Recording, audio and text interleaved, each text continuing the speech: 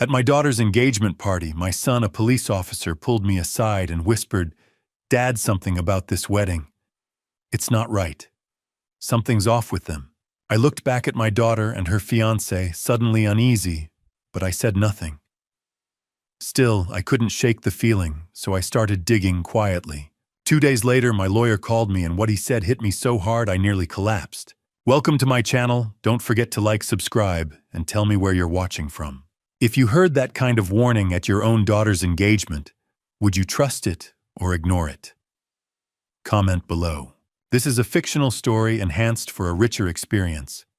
Any names or events are coincidental, but it carries a meaningful and beneficial message. The crunch of fine desert gravel under my Italian loafers was the only sound that felt real. Everything else, the rhythmic clinking of crystal flutes, the soft jazz drifting from the poolside speakers, and the forced laughter of 65 high society guests, felt like a high-budget stage play. It was 7:45 p.m. on a crisp October Tuesday in Paradise Valley. Above us, the jagged silhouette of Camelback Mountain stood like a silent sentry against the indigo Arizona sky. My estate was glowing, draped in thousands of fairy lights that mirrored the stars, but a cold knot was tightening in my chest. At the center of the patio stood my daughter Bryn. At 29, she looked radiant in a navy silk dress that caught the moonlight, her hand tucked firmly into the arm of Dr. Dominic Vale. Dominic was 37, a renowned psychologist with a smile that was a little too symmetrical and a handshake that was a little too firm. He was perfect, the kind of perfect that usually hides a hollow core. I adjusted my tie, feeling the weight of my role as the chief financial officer of a Fortune 500 company. I was trained to spot a bad investment from a mile away, and looking at Dominic, my gut was screaming, "Deficit." "Dad, you're brooding again," a voice muttered beside me. I turned to see Tyler, my youngest. At 26, he had my jawline but his mother's observant eyes. He wasn't wearing a tuxedo like the other men. He opted for a black tactical vest over a charcoal shirt, looking every bit the fraud department detective he was. He held a scotch but hadn't touched a drop. "So just taking it all in into..." I replied, forcing a smile. "It's a big night." "Too big," Tyler whispered, his eyes scanning the crowd. At exactly 7:48 p.m., Tyler's pocket buzzed. It wasn't a casual text. I watched his face drain of color as he checked his department-issued phone. The blue light reflected in his eyes, showing a high-priority financial crimes alert. He didn't say a word, but the muscle in his jaw clamped shut. He leaned in, his voice barely a breath against the desert wind. "Dad. Dark garden. Now. It's about Bryn's foundation." We moved through the shadows, away from the white catering tents and the smell of seared scallops. Once we reached the edge of the property, where the manicured lawn met the raw desert brush, Tyler turned to me. "I just got a flag from the Bureau's monitoring system," he said, his voice shaking with suppressed rage. 3 days ago, on October 21st, there was a $180,000 transfer out of Bryn's charity account. It was routed through 3 shell companies before landing in an LLC registered to Dominic Vale. The air felt like it had been sucked out of my lungs.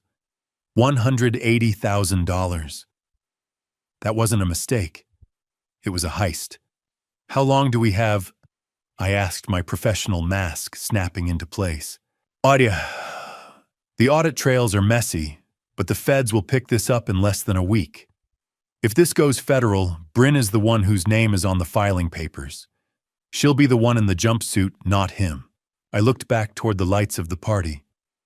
"Meet me at the office tomorrow morning, 6 a.m. sharp. Don't mention this to anyone, not even your sister." "Not yet." We walked back into the fray of the party, as if our world hadn't just tilted on its axis. I stood by the bar, watching Bryn toast a group of family friends. She was laughing, but for the first time I looked past the navy silk and the expensive jewelry. Under the harsh glow of the patio lights, I saw it.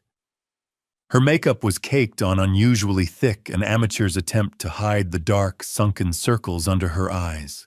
When she lifted her glass to take a sip of champagne, her fingers weren't just moving, they were trembling so violently that the liquid nearly sloshed over the rim.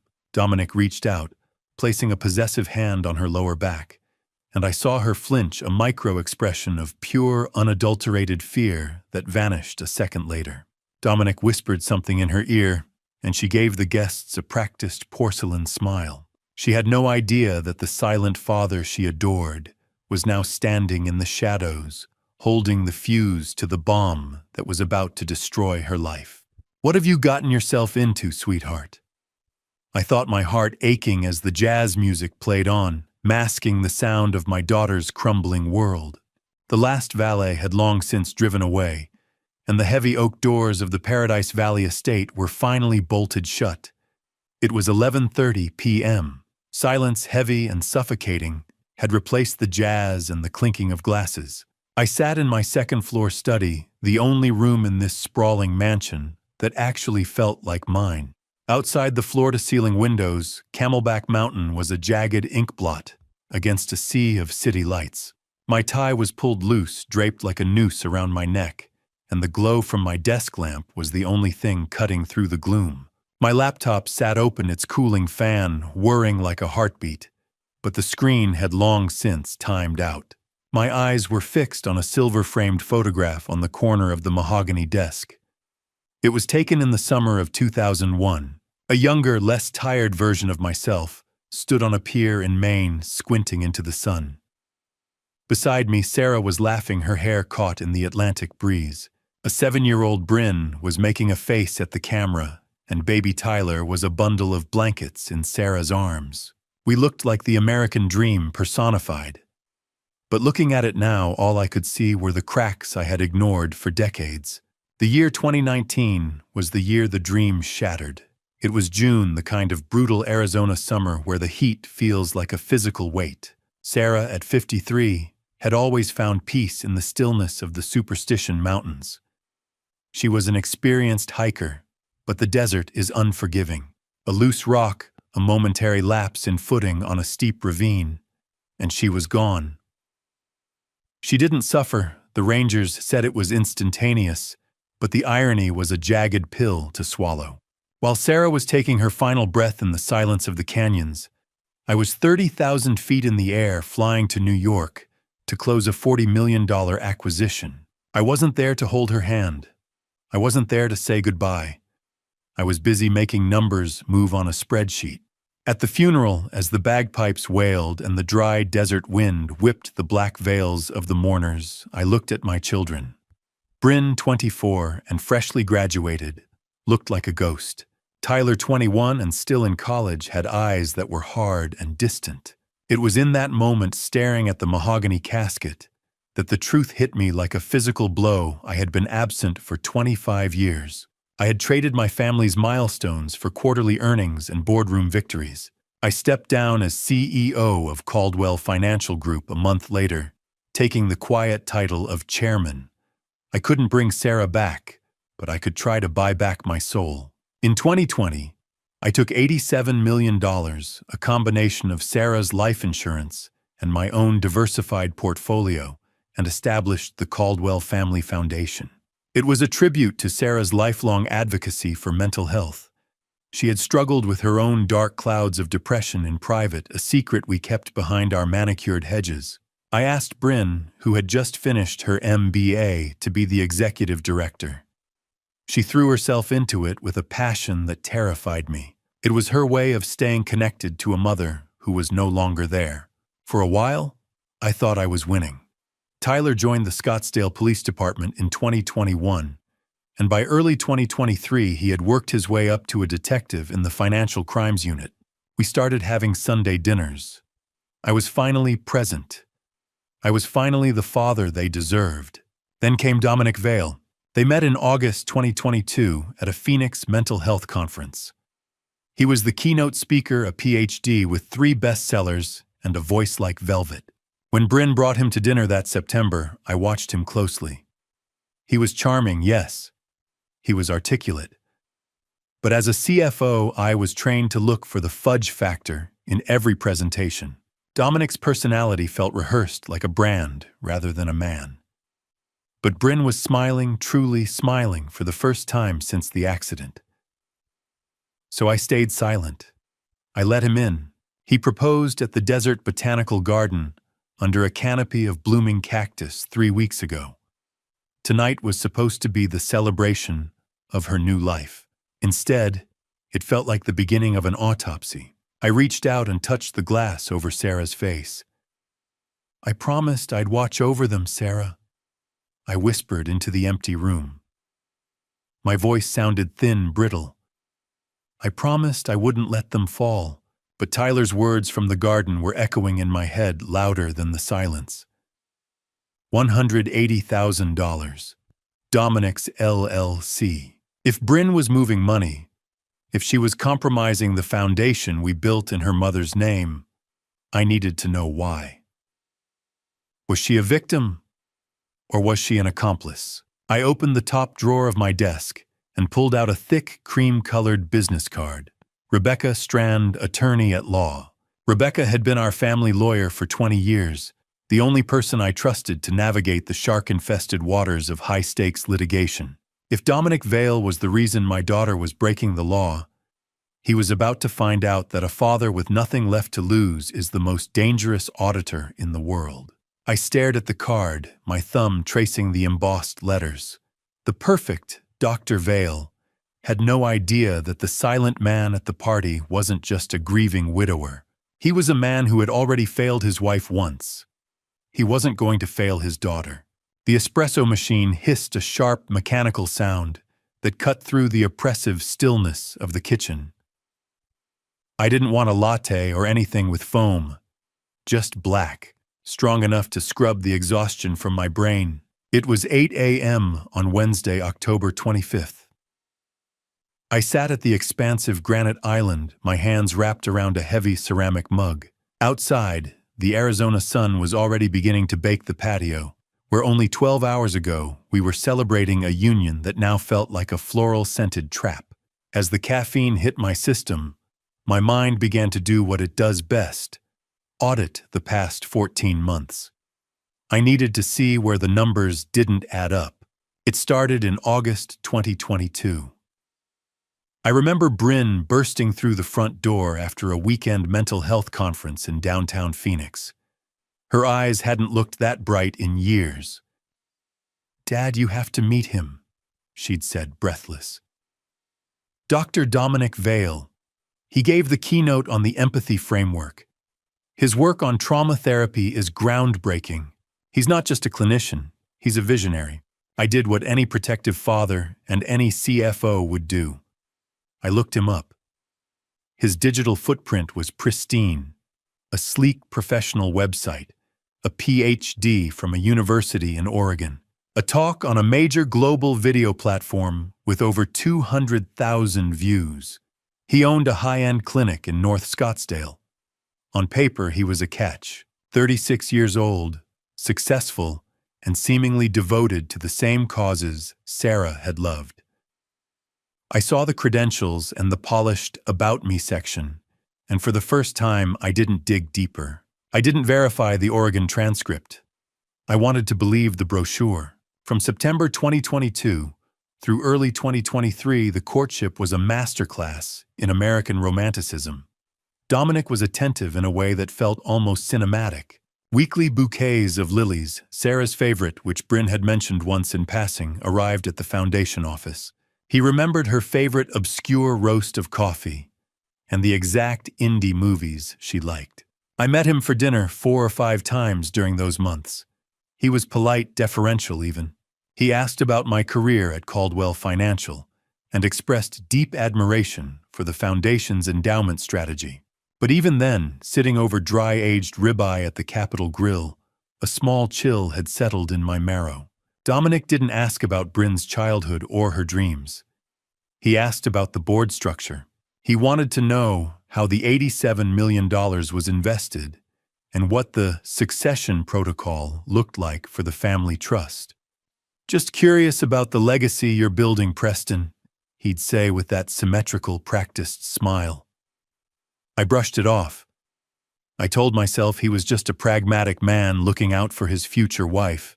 Then came March 2023, red flag number 1. Bryn came to me glowing to tell me that Dominic had offered his services to the Caldwell Family Foundation as a pro bono consultant. He wanted to provide trauma-informed training for our staff free of charge. I felt a knot of discomfort. Business and family are a volatile mix, and adding a romantic partner to the boardroom felt like inviting a storm into a glass house. "Honey, let's keep his work and your work separate," I'd cautioned. But Bryn insisted. She called it a gift of love. Reluctantly, I agreed. Dominic attended 2 board meetings, one in March, another in May. He was smooth. Too smooth. He charmed the other directors, speaking our language of ROI and impact metrics while weaving in psychological jargon. By the end of the second meeting, the board was ready to hand him the keys to the city. The second flag was planted during Thanksgiving in November 2022. The house smelled of rosemary and turkey. It was supposed to be a safe space, but as we sat in the study after dinner, Dominic leaned back in the leather chair, swirling a glass of expensive port. "Preston," he said, his voice casual, "with the foundation growing and Tyler in the police force, have you tightened up the family trust? I mean, do you have a clear succession plan if something happens?" The question felt like a needle under my fingernail. I gave him a vague corporate answer about standard legal protections and watched his eyes. He didn't blink. He just smiled, nodded, and dropped the topic as quickly as he'd raised it. But the thought haunted me. Why is a man who hasn't even bought a ring yet so worried about the inheritance? By the summer of 2023, the vibrant daughter I knew began to fade. Between July and September, Bryn looked perpetually frazzled. When I asked her about it, she waved it off, blaming a looming foundation audit and a mountain of paperwork. But I saw the physical toll. She had lost at least 10 pounds. The navy dress she wore last night had hung off her frame. And then there was the makeup, thick, heavy layers of foundation and concealer. She was trying to paint a mask of health over eyes that looked like they hadn't seen deep sleep in months. When Dominic proposed in early October at the Desert Botanical Garden, she had called me crying. He asked me to marry him. I had said all the right things. I had congratulated them. I had hosted the party. But as I stood on that patio watching her hand tremble against his suit jacket, that inner voice, the one that had made me a billionaire, was screaming, "Something is wrong. The math is off." I hadn't listened because I was a coward. I was so desperate to be the present father who didn't ruin things that I had ignored the predator in the room. I had wanted her to have the happiness I had robbed from her mother by always being at the office. But Tyler's alert changed everything. $180,000. Suspicious transfers. Dominic's LLC. The numbers didn't lie. My instincts had been right all along, and my silence had been my daughter's undoing. I finished the dregs of my cold coffee, the bitterness matching my mood. I checked my watch. 8:15 a.m. My son would be on his way. I picked up my phone and sent a short, sharp text to Tyler. "I'm ready. Come over now if you can. Bring everything you have on the LLC." I stood up, walked to the window, and looked out at the desert.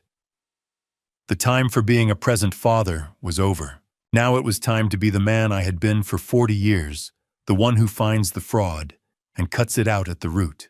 The heavy oak door of my study clicked shut, sealing the world out.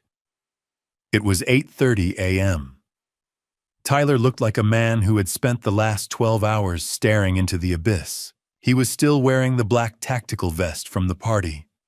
His white dress shirt underneath, wrinkled and stained with sweat. Dark stubble shadowed his jaw, and his eyes were bloodshot, vibrating with a frantic, nervous energy.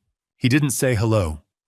He just walked to the mahogany desk, cleared a space among my leather-bound ledgers, and dropped a thick manila folder. Beside it, he flipped open his department-issued laptop, the fan whirring loudly in the morning quiet. "I didn't go home, Dad." Tyler said, his voice gravelly from lack of sleep. I went straight to the precinct. I've been running queries through the federal network all night. He turned the screen toward me. It was a FinCEN alert report, the kind of document that usually signals the end of a career or the beginning of a prison sentence. Check alert number 1. Tyler pointed to a line of glowing text. October 21st, 2023. A transfer of $180,000 from the Caldwell Family Foundation's main operating account directly into Bryn's personal checking. The system flagged it immediately. No board authorization was attached, and the memo was left blank. It's a textbook red flag. My stomach did a slow, nauseating flip. Maybe it was a mistake, an emergency expense for the wedding. Tyler didn't look up. He just scrolled down. Alert number 2, October 22nd, the very next day. $150,000 in cash was withdrawn from Bryn's personal account. But look at the locations, Dad. I leaned in my glasses, sliding down my nose. I read the entries, each one feeling like a punch to the gut. 11 a.m. Bellagio Casino, Las Vegas, $50,000. 1:30 p.m. Aria Resort, Las Vegas, $50,000. 4:45 p.m. Wynn Casino, Las Vegas, $50,000. The breath left my body in a ragged hiss. Las Vegas. That's impossible. Bryn told me she was in Tucson visiting you last weekend. She said you two went hiking in Sabino Canyon. Tyler finally looked at me, and the pity in his eyes was worse than the data on the screen. I haven't seen Bryn in 3 weeks, Dad. I was working double shifts on a mortgage fraud case. She lied to you. She wasn't in Tucson. She was in Vegas burning through foundation cash. I sank into my leather chair, the room spinning. Bryn didn't gamble. She didn't even like the noise of a casino floor. Sarah had raised her to be frugal, to respect the weight of a dollar. There's more, Tyler said, his fingers dancing across the keyboard. I did a deep dive into the last 18 months. I shouldn't have accessed these records without a warrant. It's a legal gray area, but she's my sister. I had to know. He opened a spreadsheet that looked like a spider web of deceit. This isn't just one bad weekend, Dad. It's a pattern. Since April 2022, a total of $85 million has disappeared from the foundation. It's being drained through a series of fake invoices for strategic consulting paid to shell companies. Most of it is being wired offshore Cayman Islands, Bahamas. But about $600,000 has been pulled out as cold cash in Vegas and Atlantic City. Systematic embezzlement. I whispered the words, tasting like ash. For 18 months. What, 18 months? Tyler confirmed. Right about the time she started getting serious with Dominic. My voice was shaking now, the CFO in me fighting the father. Why would she do this, Ty? The foundation is her entire life. It's Sarah's legacy. It's the only thing we have left of your mother. Tyler pulled a printed document from the manila folder and slid it across the desk. It was an LLC registration from Delaware. Entity name, Saguaro Wellness Advisors, LLC. Date of incorporation, September 2022. Members, Dominic Vale, Bryn Caldwell.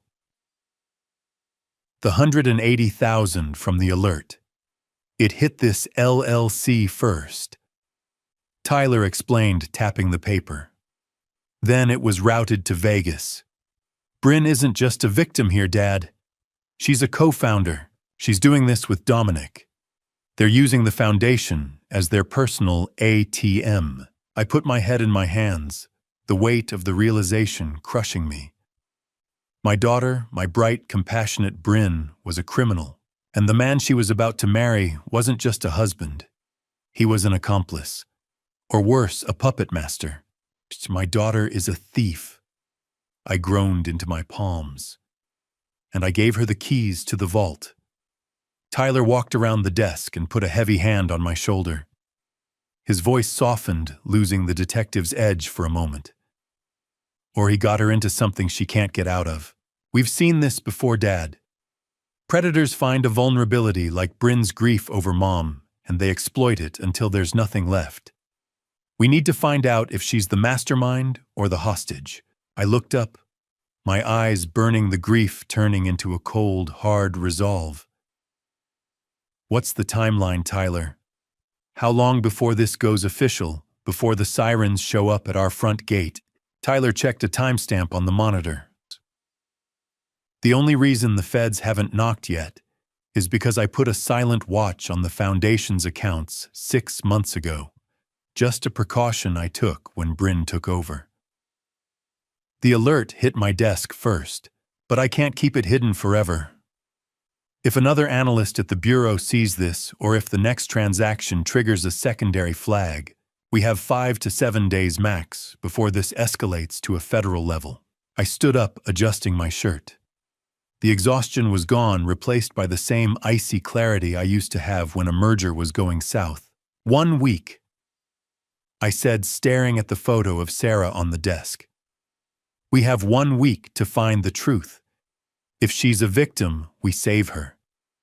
If she's the mastermind, we stop her before she destroys everything your mother stood for.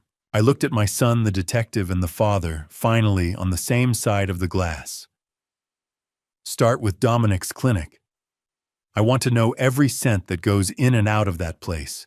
And Tyler, don't let her know we're watching. Not yet. The elevator climbed silently to the 12th floor of a steel and glass tower in downtown Scottsdale. It was 10 a.m. on October 25th. Inside, the air was cold, but Tyler and I were both radiating a feverish, unsettled heat. Rebecca Strand's office was exactly like her, sharp, expensive, and intimidating. Rebecca had been our family's legal compass for 15 years. She had handled Sarah's estate, my corporate mergers, and the very blueprints of the Caldwell Family Foundation. When she saw us, Tyler still in his disheveled gear, and me with a face that felt like it was carved from granite, she didn't offer coffee. She just closed the heavy mahogany door and sat behind her desk. I briefed her quickly, laying out Tyler's findings like a deck of cards. Rebecca didn't interrupt. She took notes with a silver fountain pen, her expression turning from professional curiosity to a deep, heavy gravity. "Preston," she said, leaning back, her short gray hair catching the morning light. "This is a nightmare scenario. You mentioned the foundation receives federal grants." "Yes," I replied. $2 million annually from HHS for rural mental health outreach. Rebecca's eyes sharpened. "Then we're not just talking about local embezzlement. Under Title 18, Section 666 of the U.S., code theft from an organization receiving federal funds is a major federal crime. If the Department of Justice opens a case, Bryn is looking at up to 10 years in federal prison. If Dominic is proven to be an accomplice, they'll add a conspiracy charge. That's another 5 to 10 years. The room felt like it was losing oxygen. What if she was coerced? I asked, my voice straining. What if she's a victim of his manipulation? We would need to prove duress or undue influence. Rebecca said, her voice clinical, but not unkind. But Tyler's evidence is a problem, Preston. She co-signed the LLC. She made the transfers herself. On paper, she's a voluntary participant. However, if we can prove Dominic deceived her about the endgame, if he was pulling the strings while she thought the money was going elsewhere, and if she cooperates proactively, we might be able to negotiate a plea. What do we need to do? Tyler asked, his jaw set. 2 things. Rebecca held up 2 fingers. First, we need Dominic's history. If he's a career con artist, we establish a pattern of predatory behavior. Second, we need internal communications. We need to see how he spoke to her, how he convinced her to move that first dollar. We need the lie. She reached into her desk and pulled out a plain, matte black business card. Lucas Mercer, Private Investigations.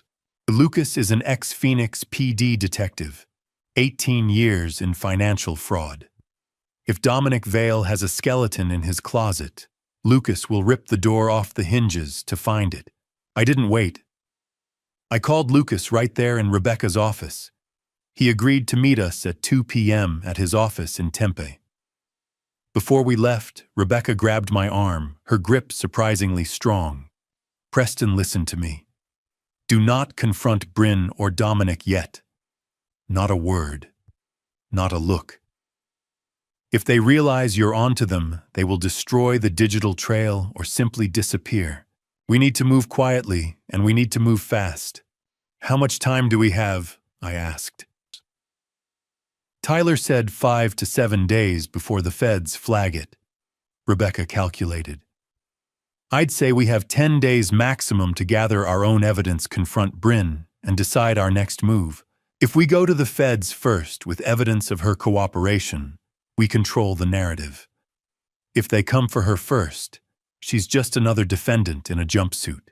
At 2 p.m., the atmosphere shifted from corporate polish to industrial grit. Lucas Mercer's office in Tempe was a cluttered maze of filing cabinets, monitors, and the faint smell of stale coffee. Lucas himself was 49 with a salt and pepper beard and a faded blazer over jeans. He didn't look like a high-priced investigator, but his eyes were like lasers.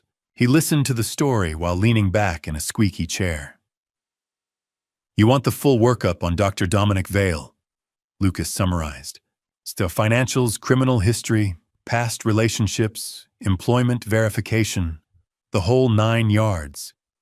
Whatever it takes, I said. My usual rate is $200 an hour, Lucas said, tapping a pen against his desk. But for a high-stakes rush like this, I want an $18,000 retainer for 1 week of intensive 24/7 digging. If I don't find anything useful, I'll refund half. But I usually find something. Done, I said without hesitation. How soon can you start? I started while you were talking. Lucas replied, his fingers already flying across a mechanical keyboard. Give me his full name, date of birth, and social security number. I provided the info from the Foundation's consultant contract Dominic had signed last March. Lucas entered the data, his brow furrowed, as he watched 3 different monitors flicker with data streams. Interesting, Lucas muttered, leaning closer to a screen. His SSN is legit, issued in the Midwest 30 years ago. But you said he had a PhD from the University of Oregon. Keynote speaker, author of the Empathy Framework, I confirmed. Lucas frowned, his eyes scanning a database of academic alumni. I'm not seeing a Dominic Vale in the Oregon Alumni Registry for that time period. Not for a PhD, not even for an undergrad. It could be a clerical error, but I'm going to call the registrar directly. If he's faking the degree, the whole Empathy Framework is a house of cards. The drive back to Paradise Valley was silent until we hit the outskirts of Scottsdale. The sun was beginning to dip, casting long golden shadows across the desert floor. Tyler. I said, my hands tight on the steering wheel. I need you to do something harder than any undercover work you've ever done. I need you to act normal. When we see Bryn, when we're at dinner, I don't let her know. Don't let her see the detective in your eyes. Tyler let out a shaky breath, looking out the window at the passing cacti. Dad, she's my sister. I don't know if I can look her in the eye and pretend everything is fine while I'm thinking about federal sentencing guidelines. You have to, I insisted, my voice cracking. Because if Dominic is the puppet master and Bryn is still salvageable, we can't spook him. If he runs now, he takes the truth with him. We need him comfortable. We need him arrogant. Tyler nodded slowly, his silence a heavy agreement. As we pulled into the gates of the estate, I looked at the dark windows of the house. I was about to find out if my daughter was a criminal or a victim. And as the gates hissed shut behind us, I realized I didn't know which answer I was more afraid of. The dry Arizona heat radiated off the salt-dusted rim of my water glass, making the 95-degree afternoon feel even more oppressive. It was 12:30 p.m. on October 26th. I sat on the patio of the Mission in Old Town Scottsdale. the smell of roasted peppers and expensive tequila filling the air. I had texted Bryn this morning with a simple bait. Lunch today, want to discuss the wedding budget. Her reply had been uncharacteristically hesitant, a fragile, sure dad, just us, that told me she was already looking for a shield. I arrived 10 minutes early, choosing a corner table that gave me a clear view of the entrance. When Bryn finally walked in, my stomach did a slow, nauseating flip. Even under the bright sun, she looked frail. She wore a yellow sundress that should have looked cheerful, but it hung loosely on her frame, highlighting a weight loss that was far too rapid to be healthy. Oversized sunglasses covered half her face, but they couldn't hide the caked-on foundation she was using to mask the exhaustion underneath. She gave me a hug, but her body was stiff like a coiled spring. "You look busy, honey," I said as we sat. "How's the foundation? I assume you're getting ready for the board meeting next week." Bryn avoided eye contact, her fingers immediately starting to shred her linen napkin. "Yeah, everything is fine, Dad. Just busy season.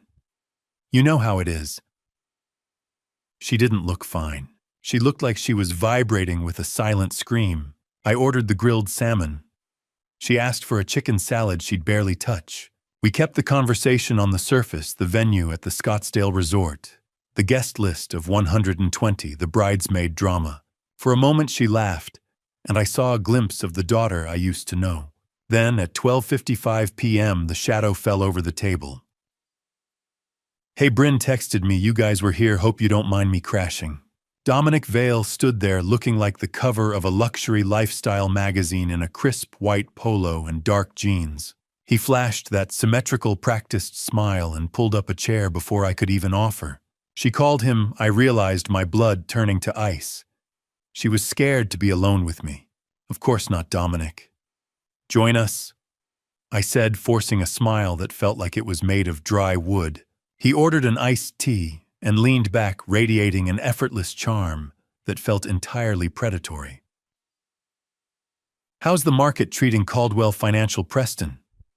I read your Q1 report this morning. Those returns are impressive even by your standards."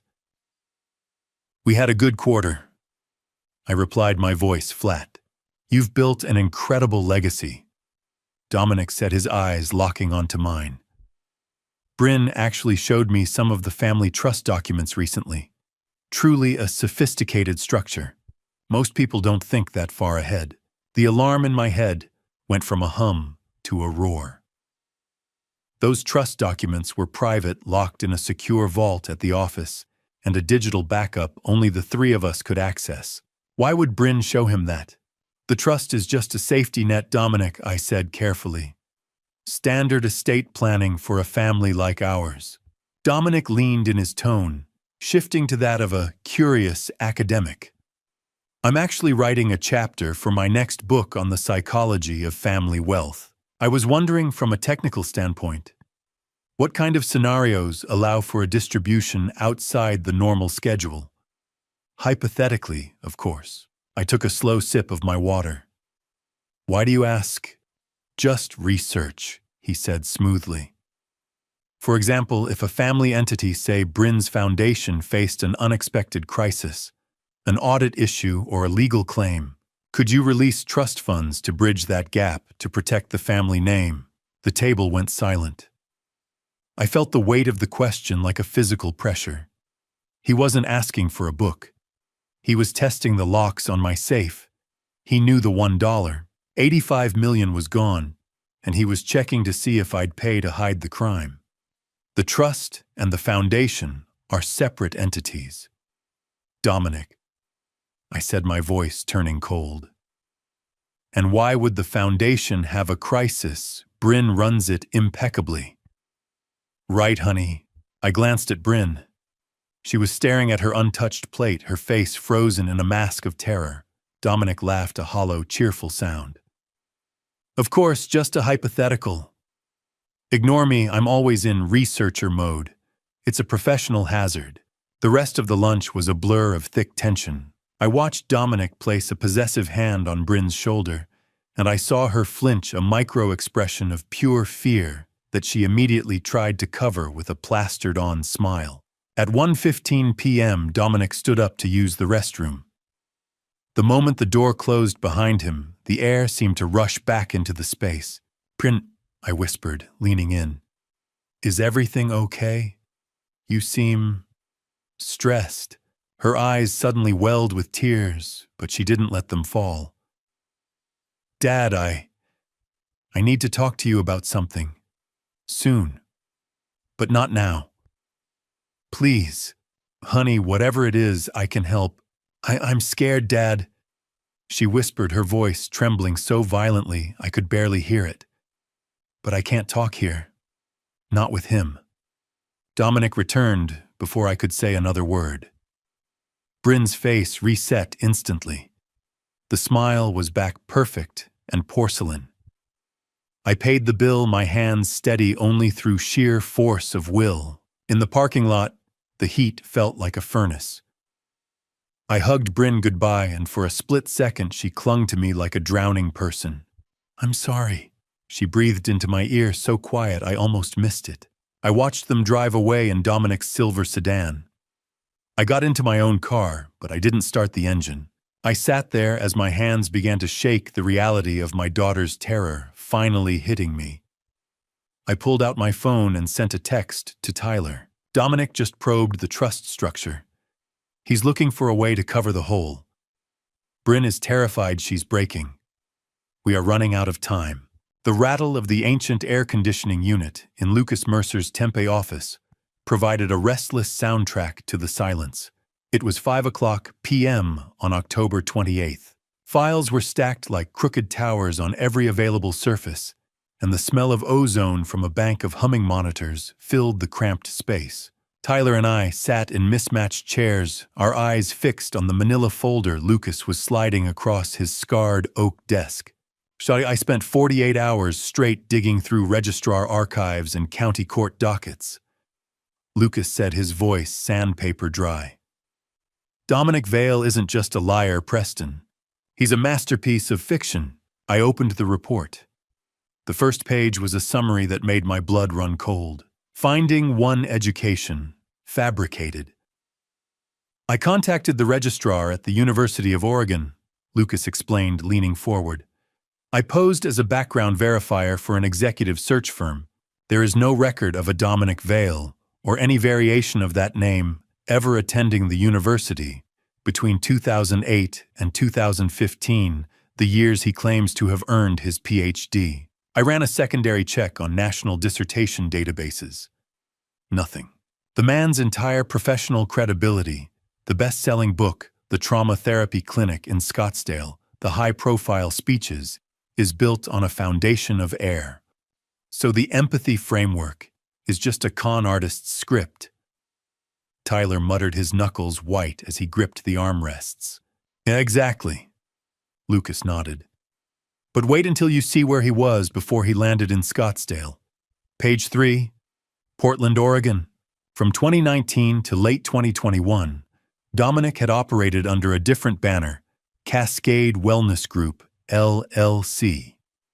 He had marketed himself as an executive coach and nonprofit consultant. It was the same playbook he was using on the Caldwell Family Foundation. Finding the victim, Monica Graves. Lucas pointed to a copy of a civil lawsuit filed in Multnomah County, Oregon in August 2021. Monica Graves versus Dominic Vale.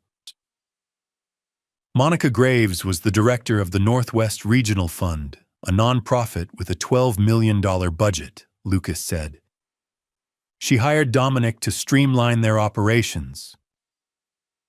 He did exactly what he's doing to Bryn. He gained her trust, moved into her inner circle, and convinced her to give him temporary administrative access to their accounts. In August 2021, Monica discovered he had drafted a fake board resolution. He was moments away from authorizing a $420,000 transfer to an offshore account in his name. "Why isn't he in jail?" I asked, my voice shaking with a mix of rage and disbelief. "Because he's a professional," Lucas replied grimly. When Monica confronted him and blocked the transfer, Dominic didn't run. He turned the tables. His lawyers threatened a massive defamation lawsuit that would have buried her charity in legal fees. Monica was terrified of the scandal, so she settled.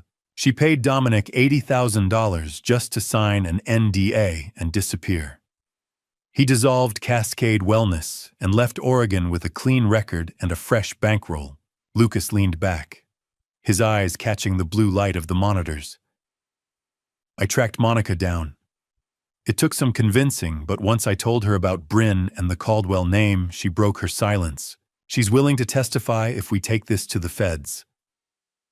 I've scheduled a secure video call with her for tomorrow at 2 p.m.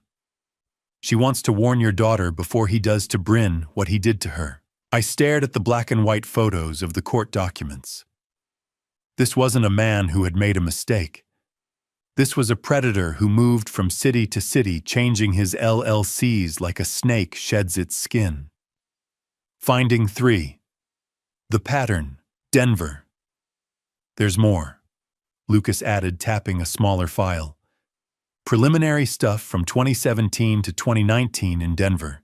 Peak Performance Advisors, LLC. Same structure, same consulting facade. It dissolved right before he moved to Portland. I'm still tracking down the victims there, but I'd bet my retainer the story is the same. I looked at Tyler, who was staring at the report as if it were a bomb. He's a professional predator. I said the words, feeling like stones in my mouth. He finds high-net-worth families with a vulnerability for Monica. It was her charity's growth for Bryn. It was her mother's legacy, and he bleeds them dry. And Bryn is just his latest target. Tyler added, his voice thick with guilt. He's been doing this for years. He knew exactly which buttons to push with her. Lucas shook his head, his gaze turning to me. Not just Bryn Preston. You're the real target. Bryn is just his access point to the Caldwell Trust. He's using her as a human shield and a key to get to the kind of money he's been dreaming about since Denver. Then we need to know the most important thing, I said, standing up and looking out the window toward the Tempe skyline. Does Bryn understand that? Does she know she's being used? Or does she truly believe she's in a partnership with him? Is she a victim of his charm, or has he turned her into an accomplice? Tomorrow, Monica will tell us exactly how his playbook works, Lucas said, closing the folder with a definitive snap. She'll tell us how he isolates them, how he manipulates their emotions until they can't tell the truth from the lie. Then we'll know exactly what Bryn is up against. I walked out of the office, the cool night air of Arizona doing nothing to soothe the fire in my chest. 1 week. We had less than a week before the feds flagged the foundation's missing millions. Now we had the evidence of Dominic's past, but I still didn't have my daughter back.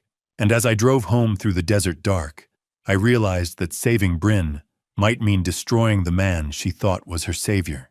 The blue light from the laptop screen was the only thing cutting through the dim afternoon light in Lucas's office. It was 2 p.m. on October 29th. On the screen, a woman in her early 30s appeared.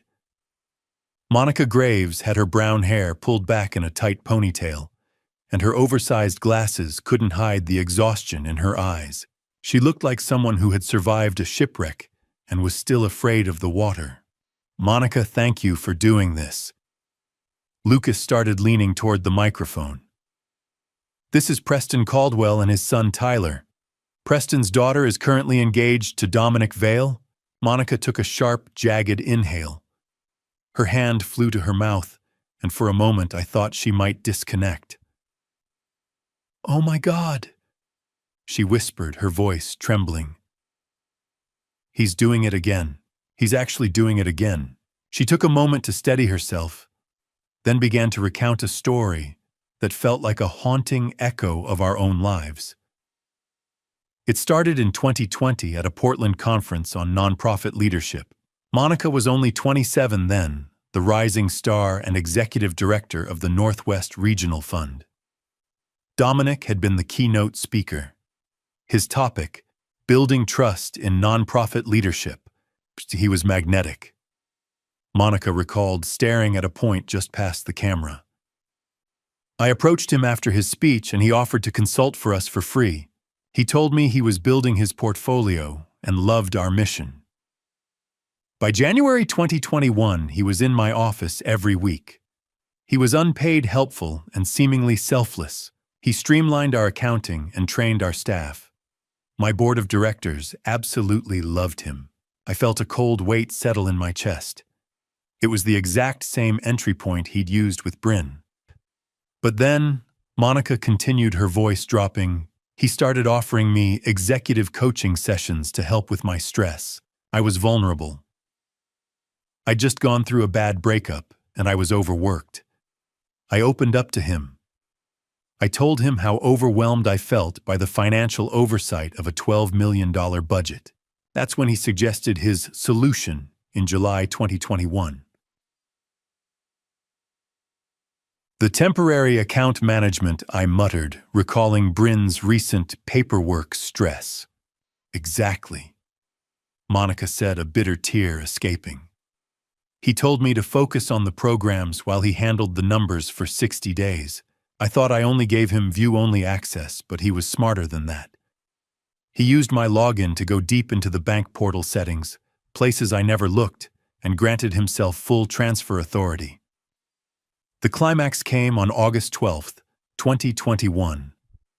Monica's board treasurer had called her confused about a pending $420,000 wire transfer to an account in the Cayman Islands. When Monica checked the system, she found a PDF of a fake board resolution with forged signatures authorizing the move to what was labeled an investment account. I froze the account just in time, Monica said. But when I confronted him the next day, he didn't blink. He sat in his office perfectly calm and told me I was having a mental breakdown. He reminded me that my login had been used. He threatened to sue me for defamation and tortious interference if I ever went public. Half my board actually believed him because he was so credible and I was so unstable. In the end, Monica's lawyer advised her to settle quietly to save the nonprofit's reputation. She paid Dominic $80,000 of her own money just to get him to sign an NDA and disappear. I let him destroy 2 years of my life, Monica said, now crying openly. Preston, if your daughter is with him, he isn't after her. He's after you. He studies people like a psychology experiment. He'll use her until she's worthless to him, then he'll destroy her to cover his tracks. I felt my voice break as I asked the question that had been haunting me. Did he ever love you? Or was it all a lie from the start? Monica looked directly into the camera, her expression hard. There was no love, Preston. There was only research. When I became a liability instead of an asset, he discarded me like trash. The call ended in a deafening silence. I sat with my head in my hands, the reality of Dominic's playbook laid bare. Dad. Tyler said, his voice urgent. We have to tell Bryn. We have to tell her today. Not yet, I said, looking up with red eyes. If she's already under his spell, or if she's become his partner out of fear, she'll warn him. We need to know exactly what she knows before we move. Lucas, can you get into his digital footprint? I want his emails. I'll try. Lucas said, his fingers already hovering over the keyboard. Give me 48 hours. If he's talking to a silent partner or moving that offshore money, I'll find the trail. I stood up, looking at the empty laptop screen. The man who was about to join our family was a ghost who left nothing but ruined lives in his wake. But he had never met a father who had already lost everything once. The desert sun was blinding, but inside my study, the world had gone cold. It was 10 a.m. on November 1st. Lucas Mercer had arrived through the side garage entrance, slipping into the house like a phantom. He sat across from me now, his face a mask of grim professional focus, as he pulled a black USB drive from his pocket and slotted it into his laptop. I got into his personal correspondence, Preston. Lucas said, his voice low as he leaned forward to close the heavy velvet blinds. I used a contact in cyber forensics. It's a legal gray area, but if this ever reaches a courtroom, we'll mark it as an anonymous tip. You need to see the architecture of this lie. He turned the screen toward me. The inbox for dvail.consulting was a graveyard of ruined lives, but 4 specific emails stood out dated over the last 14 months.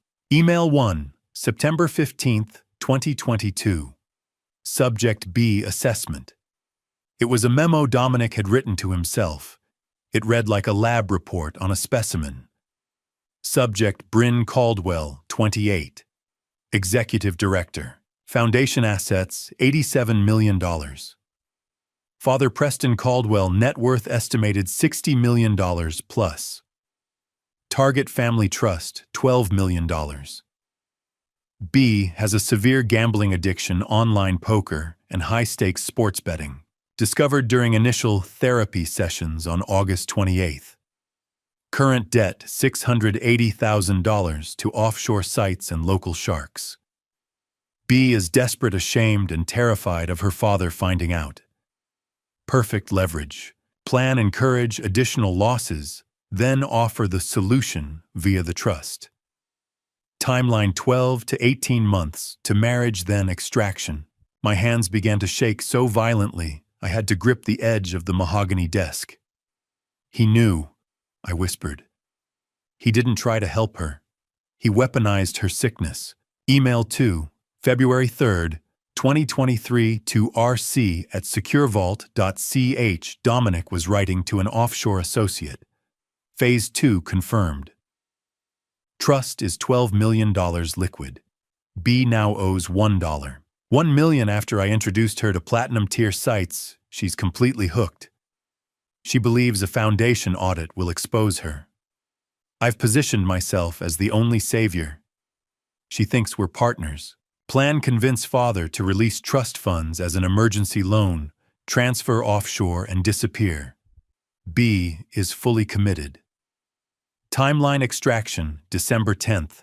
Exit strategy frame B for total embezzlement. Anonymous federal tip on December 12th. I disappear December 13th.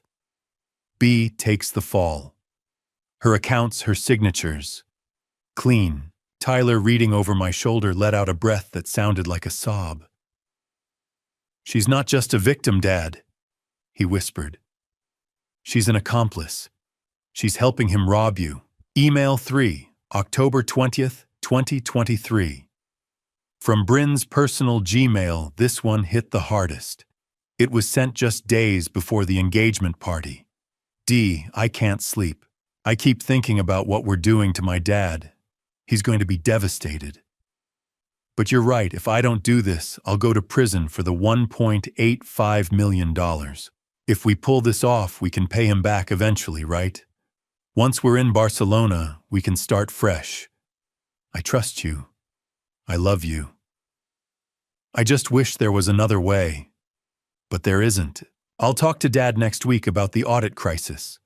He always believes me. I hate myself for this.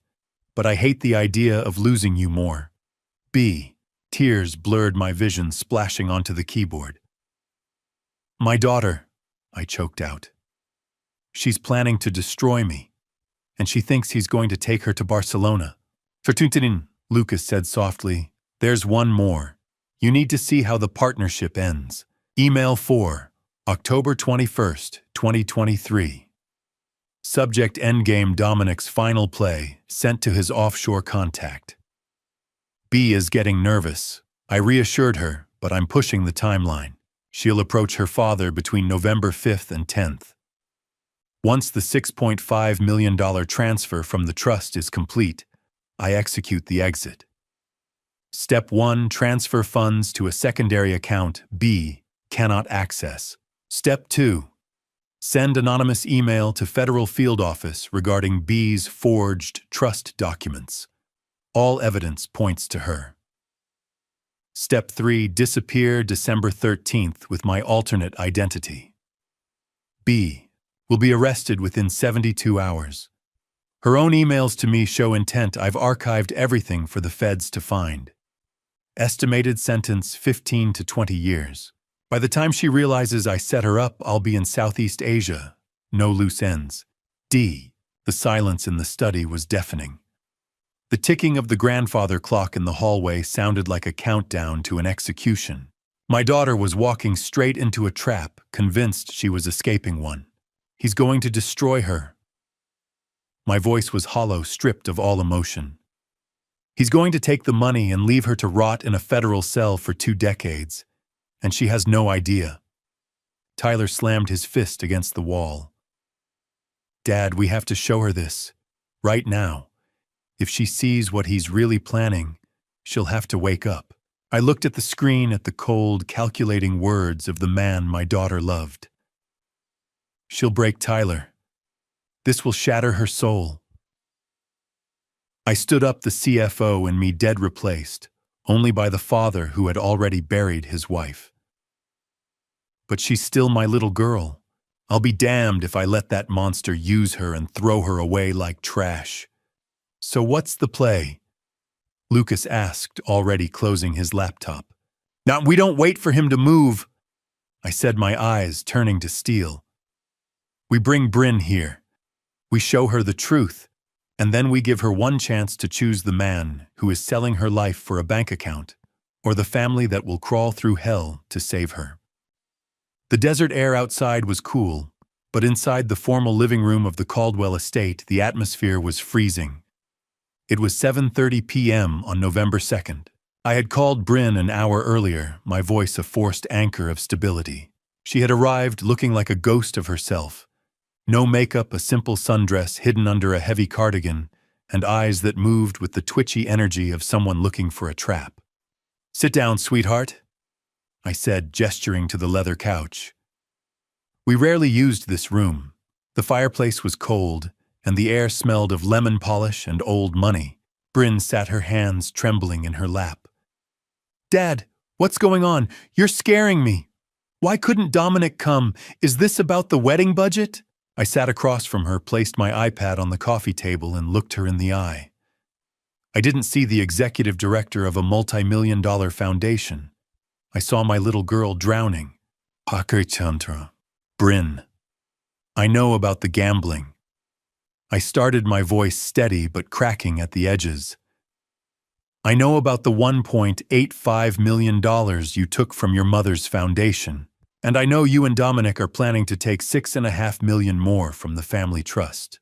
The color drained from Bryn's face so fast it was like a physical blow. She froze, her mouth opening, but no sound coming out. Tyler got a financial crimes alert 3 days after your engagement party. I continued, pushing through the pain. We've been investigating. We hired a private investigator. I know everything, Bryn. She stood up abruptly, her breathing coming in jagged gasps. Dad, I can explain. It's not what you think. Dominic and we have a plan. We're going to pay it back. He's helping me fix it. He's the only one who didn't judge me. Stop, I said, raising my hand. Bryn, I need you to listen. Sit down. She sank back onto the leather, tears finally breaking through.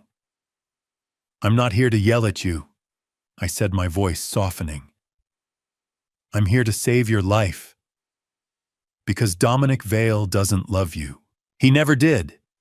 He's a professional predator, and if you don't believe your father, I'm going to show you the proof. I pushed the iPad toward her. The screen was pulled up to the email from October 21st, the one titled Endgame.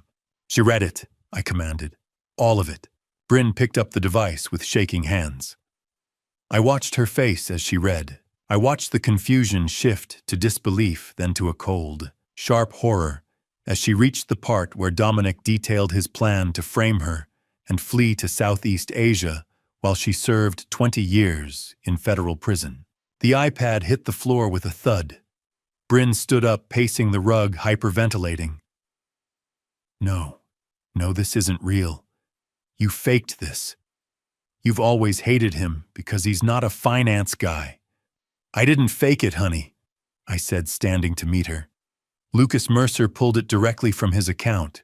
It's real. He's already archived your emails to him, to give to the FBI the moment he secures the trust funds. He's not taking you to Barcelona, Bryn. He's taking your money and leaving you to rot in a cell. You're lying, she screamed, her voice echoing off the high ceilings. He wouldn't. He can't. Her knees gave out. She collapsed onto the rug, sobbing uncontrollably, the sound raw and guttural. I knelt beside her, pulling her into my arms. I'm sorry, baby. I'm so sorry. But you have to see the truth. He found your weakness, and he turned it into a leash. He's going to destroy you unless you help us stop him. I thought he was the only one who loved the real me. She sobbed into my shoulder. I thought we were starting over. Oh God, Dad. What have I done? What have I done? The door to the study opened, and Tyler stepped out. He hadn't been able to watch from the shadows anymore. He knelt on the other side of her, his hand on her arm. Bryn, look at me. She looked up, her face, a mask of wet hair and streaked mascara. I'm a detective. Tyler said, his voice firm but compassionate. I've seen guys like Dominic. They don't feel love, they feel opportunity. You weren't his partner, you were his access point. But you're not a monster, Bryn. You're sick. You have an addiction, and he weaponized it against your own family. It's not too late to choose the right side. I stole from Mom's foundation, she whispered, her voice broken. I was going to steal from you. I'm a criminal. Yes, I said, holding her tighter. But you can also be a survivor. Help us catch him, testify. Show the prosecutor that when the mask fell, you chose your family. It won't erase the past, but it will show you're trying to make it right. There was a long, agonizing silence punctuated only by Bryn's ragged breathing. Finally, she looked at both of us, her eyes red but suddenly clear. What do you need me to do? She whispered. I pulled her close, feeling the weight of the war ahead.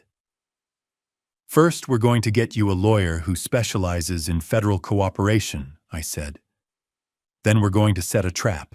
And you're going to help us make sure Dominic Vale never hurts anyone ever again. Bryn nodded, still crying, but her jaw was set with a newfound resolution. Tyler reached over and squeezed her hand. Welcome back, sis, he said. The morning sun of November 3rd hit the glass windows of Rebecca Strand's law office, but the warmth didn't reach us inside. It was 9 a.m. Bryn sat hunched in a gray hoodie, her oversized sunglasses still on, though her hands shook so much she had to hide them under the mahogany table. Rebecca, a veteran defense attorney with a reputation for ironclad pragmatism, pushed a box of tissues toward my daughter and took a slow sip of her coffee. Shirin, I'm glad you're here. Rebecca started, her voice calm but devoid of false comfort. What you're about to do takes immense courage, but as your counsel, I need to be brutally clear about your legal reality. She laid out a series of document statutes from the U.S. Code. If the Department of Justice moves forward without your cooperation, you are looking at multiple federal charges: wire fraud, 18 U.S.C. 1343, theft from a program receiving federal funds, 18 U.S.C. 666, and conspiracy, 18 U.S.C. 371. Given the amount, over $1.8 million, the federal sentencing guidelines suggest 12 to 20 years in a federal facility. You would lose your license in nonprofit management and be permanently barred from handling charitable funds. The room went silent, save for Bryn's ragged breathing. I'm going to prison, she whispered, a single tear escaping from under her glasses. Yes, Rebecca said firmly. But the difference between 2 years and 20 years depends entirely on what you do in the next 72 hours. I've been in contact with the U.S. Attorney's Office in Phoenix.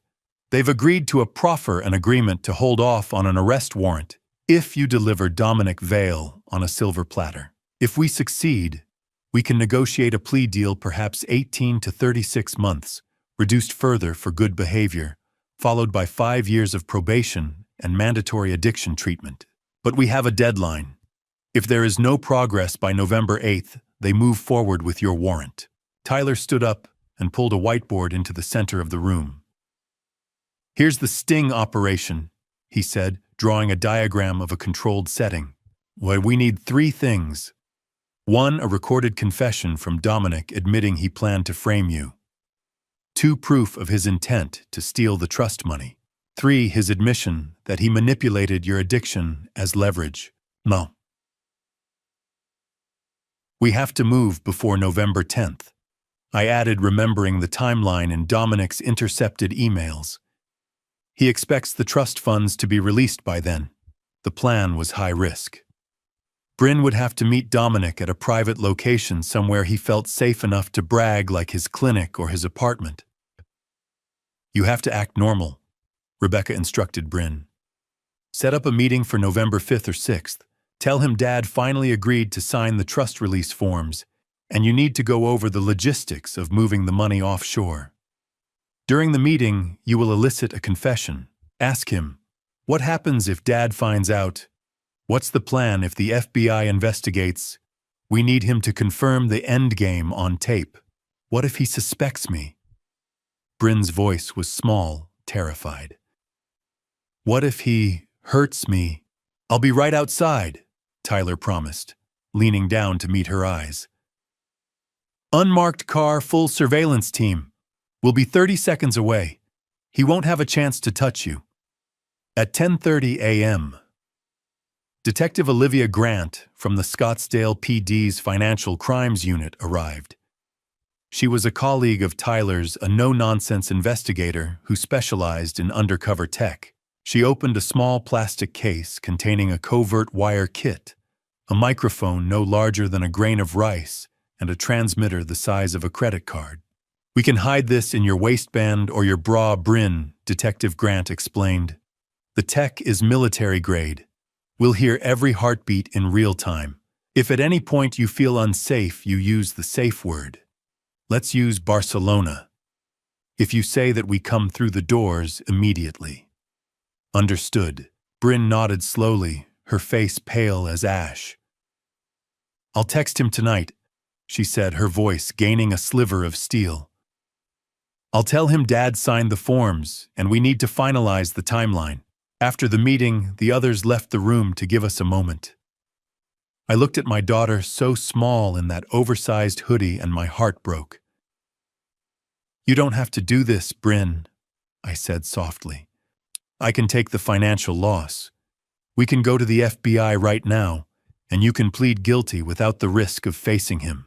Bryn wiped her eyes and looked up at me. For the first time in months, the gambler's haze was gone. No, Dad. I need to do this. I need to face him. I need to hear him say it, that he never loved me. Because a part of me still wants to believe the lie.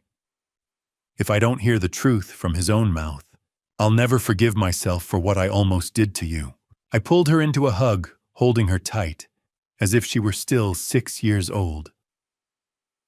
Then let's end this, I whispered. Together. The shadows in Bryn's childhood bedroom felt longer than usual. It was 8:00 p.m. on November 3rd. For the past 48 hours, she had been staying at my house, telling Dominic she needed space to decompress from wedding stress. In reality, she was living in a tactical bubble. Bryn sat on the edge of her bed, the same one where she used to read fairy tales, staring at her phone with hands that wouldn't stop shaking.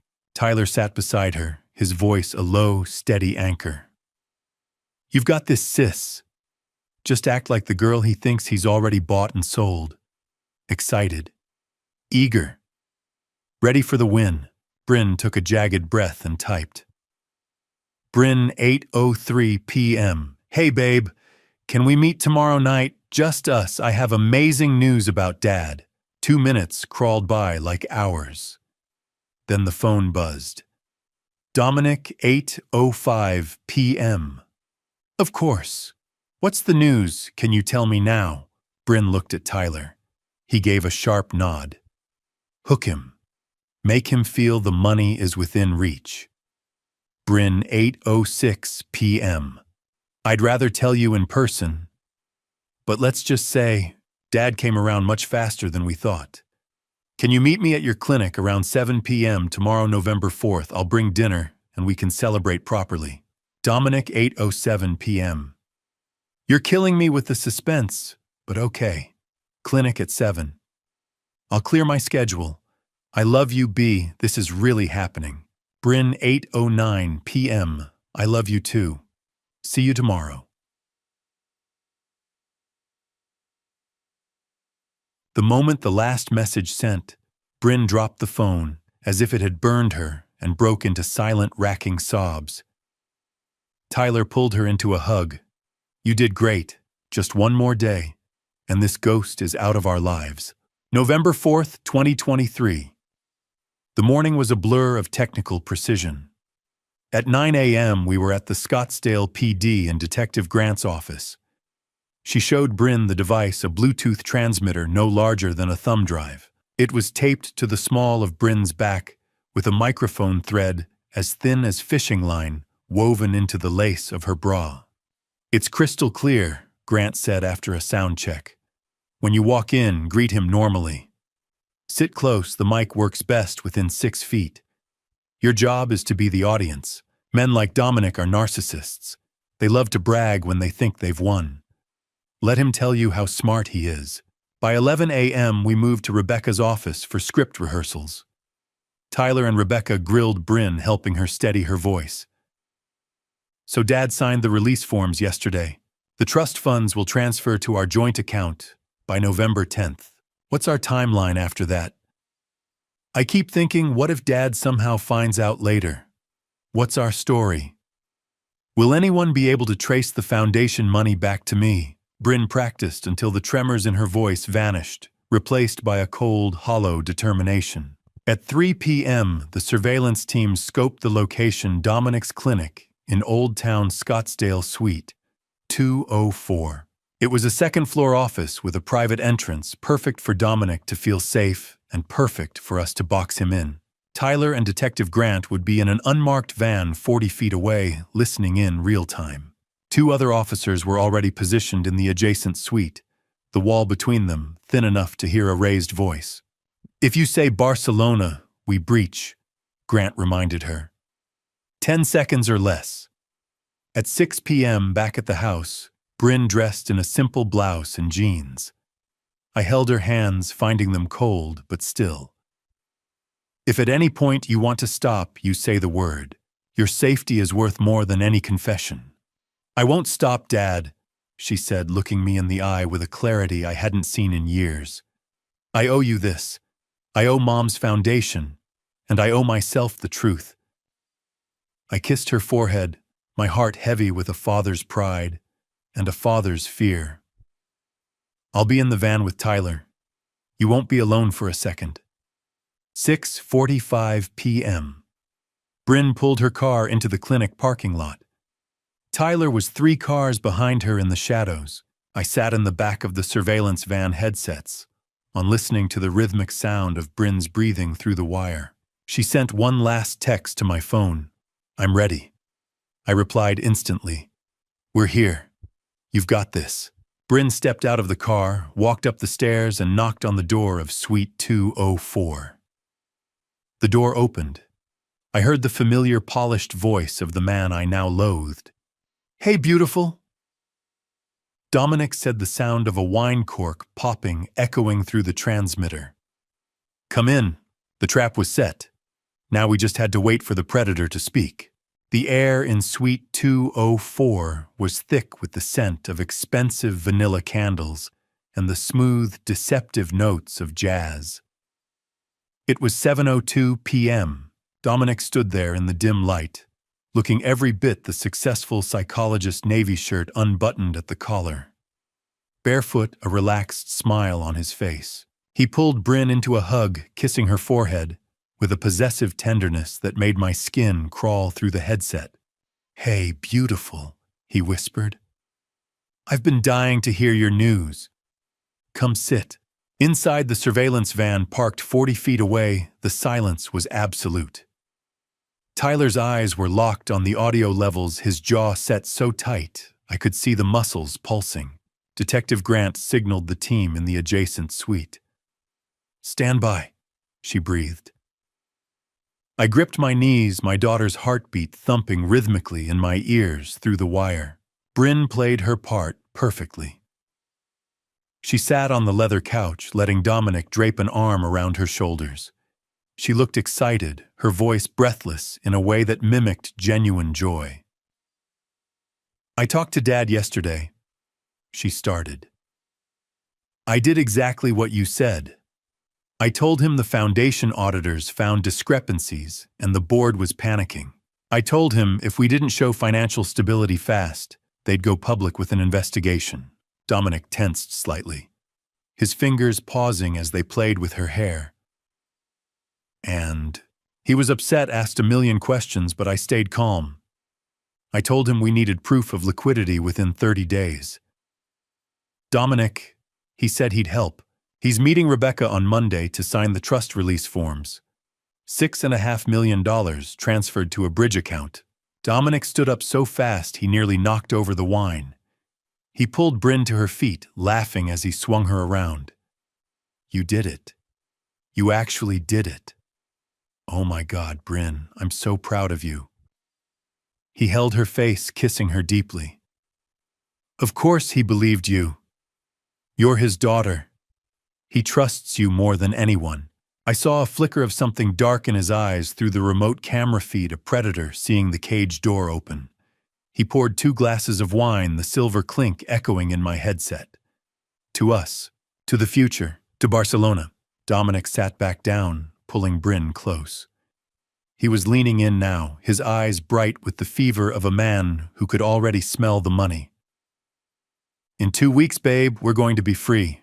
Walk me through it again," Bryn said, acting eager. "I want to picture everything." Dominic loved talking about the plan. It was his masterpiece. "Monday, November 6th, your dad signs. By Thursday, the 6.5 million hits the Saguaro Wellness LLC account.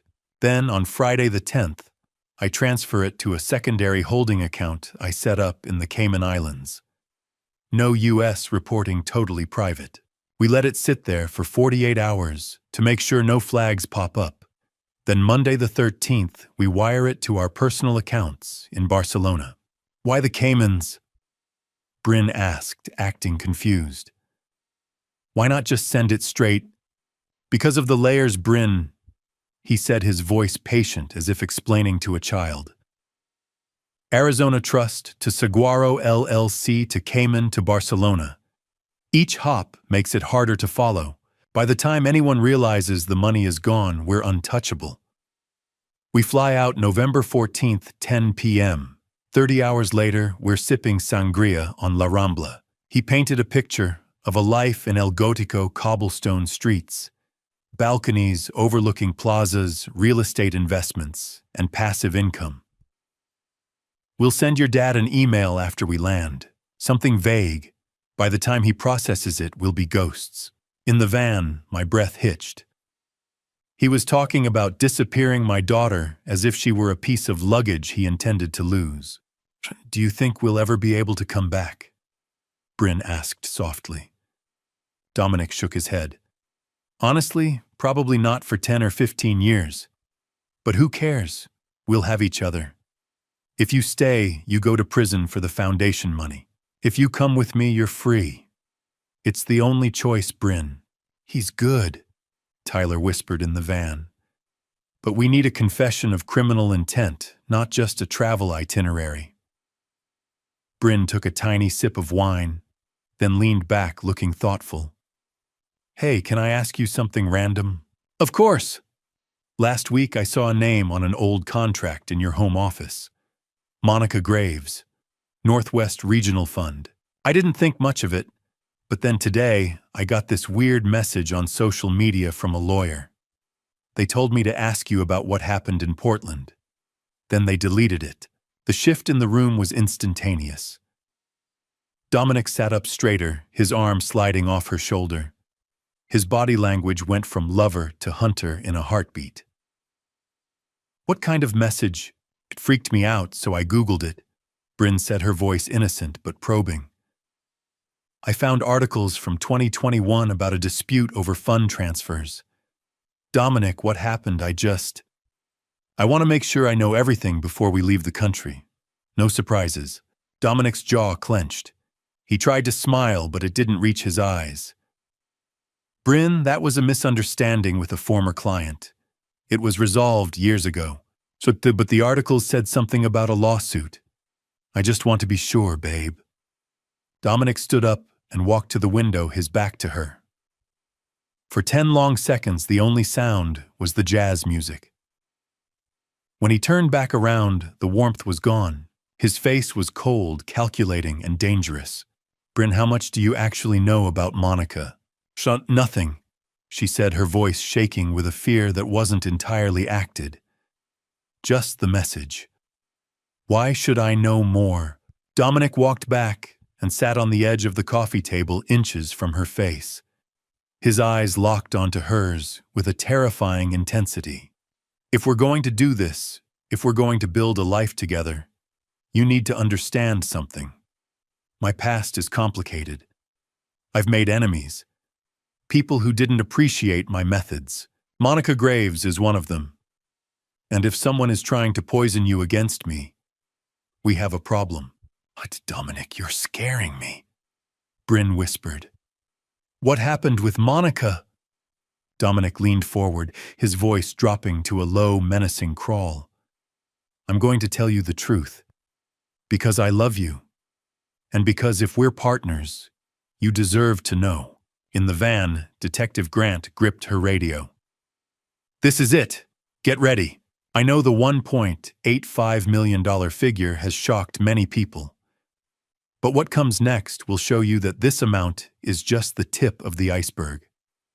If you're still watching, please comment 1. 85 inches, so I know you're still here. And I need to be clear, this story includes fictional plot elements to enhance the experience and educational value. If this makes you uncomfortable, you can turn off the video right now. The smooth, rhythmic pulse of jazz filled the penthouse, a hauntingly elegant backdrop to the predatory coldness emanating from Dominic Vale. It was 7:25 p.m. The candlelight flickered, casting long, distorted shadows against the walls. Dominic sat on the edge of the mahogany coffee table, leaning into Bryn's personal space. His eyes weren't those of a lover anymore. They were the calculated, clinical eyes of a surgeon about to perform a dissection. I'm going to tell you the truth, Bryn, he said, his voice dropping to a low, rhythmic crawl that made the hair on her neck stand up. Because if we're going to be partners, real partners, you deserve to understand how the world actually works. It isn't about right or wrong. It's about who holds the pen when the story is written. In the surveillance van parked 3 blocks away, the atmosphere was suffocating. Preston leaned so far forward, his forehead pressed against the cold glass of the monitor, his knuckles white as he gripped the desk. Tyler raised a hand, a silent command for the tactical team in the staging room to hold their breath. Wait, Tyler whispered, his eyes locked on the waveform of Dominic's voice. You let him build his own gallows. Let him hang himself with his own words. Dominic exhaled a long, weary breath, rubbing his face as if the weight of his honesty was a burden he was magnanimously sharing. Monica Graves, Portland, 2021. You saw the headlines, didn't you? She was the executive director of a mental health nonprofit with a $12 million budget. They brought me in to restructure, to save them from their own incompetence. Monica was struggling, Bryn. She was burning out, drinking too much in her office. She confided in me, but then she panicked. She moved $420,000 to an offshore account. She called it an investment, but we both know it was a desperate grab before the board could fire her. But the news, the lawsuit said you were the one who orchestrated it. Bryn prompted, her voice a fragile whisper, perfectly playing the role of the confused, devoted fiancé. Dominic's face twisted into a sneer of pure contempt. Because she needed a scapegoat. When the board found the hole in the books, she pointed at me. She claimed I manipulated her, used my psychological expertise to confuse her. Total bullshit. I had no signing authority. It was her account, her password, her finger on the send button. But my lawyer said a public fight would stain my reputation forever.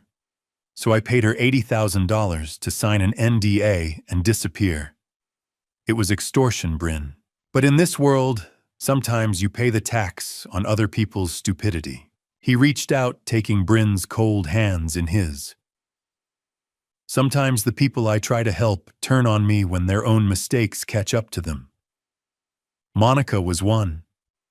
There was another in Denver back in 2018. It's always the same pattern. I do my job. They make a series of catastrophic choices, and then they cry victim to save their own skins. 3 different people in 3 different cities accused you of the exact same thing, Bryn asked, slowly pulling her hands back as if chilled. Dominic, to an outsider that sounds exactly like a pattern. It's not a pattern. It's bad luck and weak people. Dominic snapped, suddenly pacing the room, his polished exterior beginning to crack. Like I work with nonprofits groups full of well-meaning amateurs who are way over their heads. When the ship starts sinking, they need a villain, and I'm the easy target because I'm the outsider. Bryn stood up, her breath hitching in a calculated wave of panic. But what if the FBI comes for our foundation?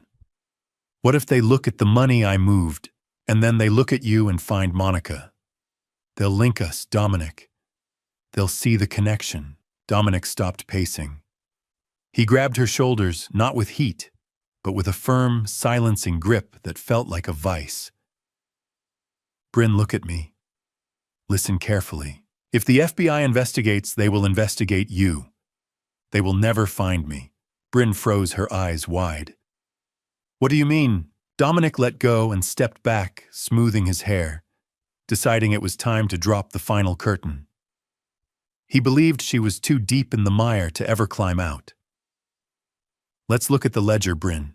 Be logical. When the feds open an audit, here is what they'll find. Your name is on every offshore account. Your personal login was used for every wire transfer. Your signature is on every fake invoice we sent to the vendors. Your personal bank account received that $180,000 bonus in October. They have your travel records to every gambling city on the map. What they will not find is my name on a single scrap of paper. I'm not on the board. I'm not a signer. To the world, I'm just the supportive fiancé who attended a few charity galas. So, it all points to me. Bryn whispered, the horror in her voice now very, very real. Dominic nodded with a thin, sympathetic smile that didn't reach his predatory eyes. Yes. We designed it that way from day one, Bryn. It's called operational security. If anything goes sideways, the trail ends at your door. That's not me being cruel, it's me being a professional. Because if they catch you, I stay free to hire the best lawyers money can buy. If they catch me, I can't help you from a prison cell. You're saying, I take the fall and you just walk away? I'm saying you take the initial heat. Dominic corrected his tone, turning ice cold. And if we don't make it to Barcelona, then you stick to the script. You tell them you acted alone because of your gambling addiction, which is a documented fact. You say you stole the money to cover your debts, which is also true. You say I only found out later and tried to help you fix it out of love.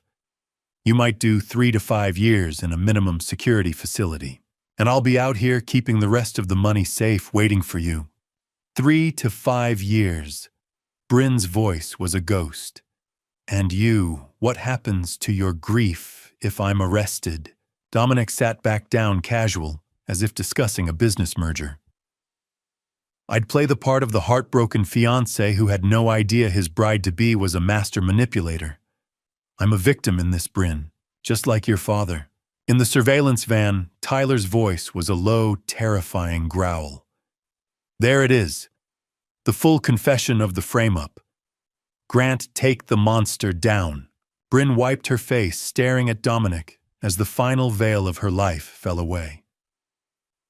You've thought through every single detail of how to ruin me. You were never going to wait for me. You were going to take the 6.5 million and let me rot in a cell just like you did to Monica. Just like Denver. Dominic's face hardened into a mask of stone. The loving fiancé was gone. Bryn, where is this hysterical nonsense coming from? My father hired his own investigators. Dominic, Bryn screamed, the acting finally snapping into a raw, genuine fury. He found your real emails. He knows about the plan to report me to the FBI the second your plane touches down in Southeast Asia. He knows everything. Dominic's eyes turned black with a predatory instinct. He realized the silence of the penthouse wasn't peace, it was a trap. You're wearing a wire. Barcelona, Bryn whispered. Go, go, go! Tyler's voice exploded over the radio. Dominic lunged, a snarl escaping his lips as he reached for Bryn's shirt, his fingers clawing to rip the microphone from her skin. But he never reached her. The reinforced oak door of the suite exploded inwards with the deafening crash of a battering ram. Police federal agents, hands up. Tyler was the first man through the breach, his momentum carrying him across the room like a freight train. He tackled Dominic to the floor, the sound of the impact echoing through the suite. Officers flooded the room, their tactical lights cutting through the candlelight, shattering the deception. Preston ran in from the hallway, ignoring the officers shouting for him to stay back. He saw Bryn stumbling into the arms of a detective, her body racked with violent sobs. The officers hauled a cursing, struggling Dominic up from the carpet. His expensive suit was torn, his hair matted, his polished mask completely destroyed. She's lying. Dominic shrieked, his voice thin and desperate. She's a thief. She's a gambling addict. Check the wire, she admitted to everything. Tyler kept a firm hand on Dominic's neck as he ratcheted the steel cuffs onto his wrists. Dominic Vale, you're under arrest for conspiracy to commit wire fraud, attempted grand theft, and witness tampering. We've been listening for the last 20 minutes, you pathetic coward. We have it all. Preston reached Bryn, pulling her into a crushing embrace. She buried her face in his chest, the weight of a year's worth of fear and lies finally breaking. As the officers dragged Dominic toward the door, he stopped looking at Preston with pure, unadulterated venom. She's not a victim, Preston. She's just like me. She's a thief who got caught. Preston looked Dominic in the eye, his voice as cold as the desert night. You're right. She made terrible choices. She let a monster into our home. But you want to know the difference between my daughter and a parasite like you. She chose to stop. She chose the truth. You never would have. The suite fell silent as they dragged Dominic away, leaving only the sound of a father holding his daughter in the quiet, broken aftermath of the storm. The fluorescent lights of the Scottsdale Police Department interview room were hummed with a sterile, unforgiving energy. It was 9:30 p.m. on November 4th. Bryn sat at the metal table, her hands wrapped around a paper cup of lukewarm water. She wasn't in cuffs, a small courtesy for her status as a cooperating witness. But the weight of the situation was heavier than any iron. Rebecca Strand sat to her left, while across from them was Assistant U.S. Attorney Jennifer Cow, a woman whose sharp eyes and crisp suit signaled she had no room for fairy tales. In a nearby observation room, Tyler and I watched through the one-way glass, our headsets bringing every whisper into sharp relief. Bryn, you understand that by speaking with us tonight, you are waiving your right to remain silent, correct? AUSA Cow asked, her voice like a scalpel. Yes. Bryn said, her voice small but clear. I want to tell you everything. For the next 90 minutes, the ghost of the last 2 years was finally dragged into the light. Bryn detailed how a casual interest in online poker in August 2021 had spiraled into a nightmare of offshore sports betting. By August 2022, she was $680,000 in debt to sites that didn't care about her last name. Loan sharks had begun calling her personal line, making vague, terrifying threats against her safety. That was when she met Dominic Vale. She had sought him out for therapy to fix her addiction, thinking their sessions were confidential. She didn't realize he was recording her building a portfolio of her secrets. By September 2022, Dominic stopped being her therapist and started being her partner. He offered a solution: use her position at the foundation to access my wealth, pay off her debts, and eventually disappear together to a life of luxury. I systematically embezzled $1.85 million from my mother's legacy. Bryn confessed, her head bowing in shame. I used fake invoices and offshore wires. Dominic handled the logistics. I provided the signatures. And then last month he pressured me to move faster. He wanted the $6.5 million from the family trust. I agreed because I believed he loved me. I thought Barcelona was our fresh start. I didn't know I was just his fall girl until my father showed me the emails. A USA cow tapped her pen. And the wire recording tonight. That was your choice. Yes, I wanted to stop him, and I wanted to take responsibility for what I've done. The room went silent as Cow looked at Rebecca. Your client's cooperation is highly valuable. The recording she secured tonight gives us an airtight case against Vale, the intent to frame the prior bad acts, the pattern of fraud. With Bryn's testimony, we can put him away for 15 to 20 years. Without it, the case is significantly harder. So what is the offer? Rebecca asked. That 1 count of wire fraud and 1 count of theft from an organization receiving federal funds, Cow stated. Our sentencing recommendation will be 18 months in a federal facility, reduced from 24 due to substantial cooperation. She'll have 5 years of supervised release, full restitution of the $1.85 million and 800 hours of community service. She'll also be required to complete a mandatory gambling addiction treatment program. And if she doesn't take the deal, then we prosecute to the full extent of the law, Cow said flatly. She'd be looking at 8 to 12 years, realistically. And you can bet Dominic's defense will paint her as the mastermind who manipulated him. Without a cooperation deal, she has no credibility.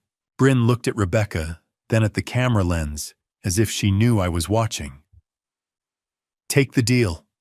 I deserve it. I want to make sure Dominic goes away longer than I do. He will, Cow assured her. We're exploring RICO charges for a pattern of racketeering. Between Portland, Denver, and your case, plus his fake credentials, he's looking at 18 to 25 years. November 5th, 2023, 1:30 a.m. The drive home was silent. Bryn sat in the passenger seat of my SUV, staring out at the passing streetlights of Paradise Valley. The black ankle monitor was hidden beneath her jeans, a constant reminder that she was now under house arrest until her sentencing hearing on December 15th. Inside the house, I made a pot of chamomile tea.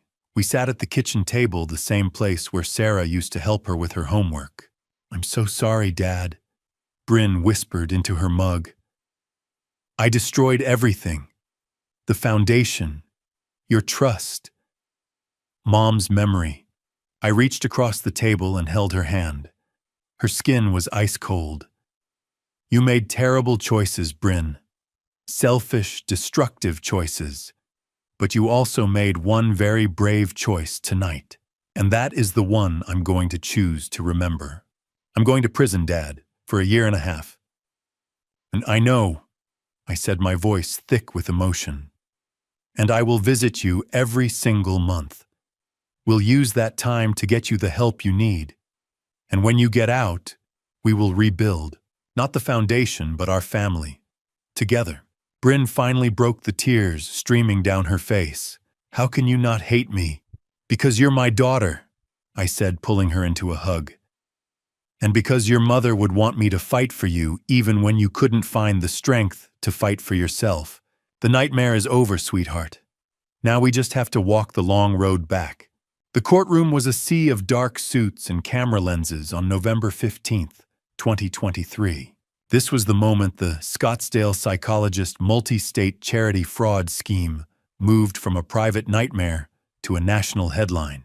I sat in the gallery with Tyler and Rebecca, my hands resting on my knees, watching as Dominic Vale was led in. He looked thinner, his polished facade replaced by an orange jumpsuit and a coarse, unkempt beard. His eyes, however, remained as cold and calculative as ever. Bryn wasn't there. She was at home, tethered by her ankle monitor, watching the live stream of the arraignment that would decide the fate of the man who had almost destroyed her. The magistrate judge read the charges with a rhythmic, chilling precision: 7 counts of wire fraud, 18 U.S.C. 1343, involving Monica Graves in Portland, Bryn Caldwell in Scottsdale, and 2 newly discovered victims in Denver. 3 counts of theft from organizations receiving federal funds, and a litany of identity fraud and conspiracy charges. The prosecution had even added RICO predicate acts, painting a pattern of racketeering that spanned 7 years. "Mr. Vale, how do you plead?" the judge asked. Dominic stared straight ahead. "Not guilty." A USA. Jennifer Cow immediately moved for remand. "Your Honor, the defendant is a significant flight risk. He had one-way tickets to Barcelona, a fake passport, and millions in offshore accounts. This isn't a lapse in judgment. It's a career in deception." Bail was denied. As the bailiffs led Dominic away, he glanced at me in the gallery, a final defiant smirk that told me he regretted nothing. 1 month later, the mood in the same courthouse was somber, almost quiet. Bryn stood before the bench in a navy suit, her hair pulled back tightly. She looked fragile but focused. She had spent the last month writing a 5-page letter of apology to the foundation board, the donors, and to the memory of her mother.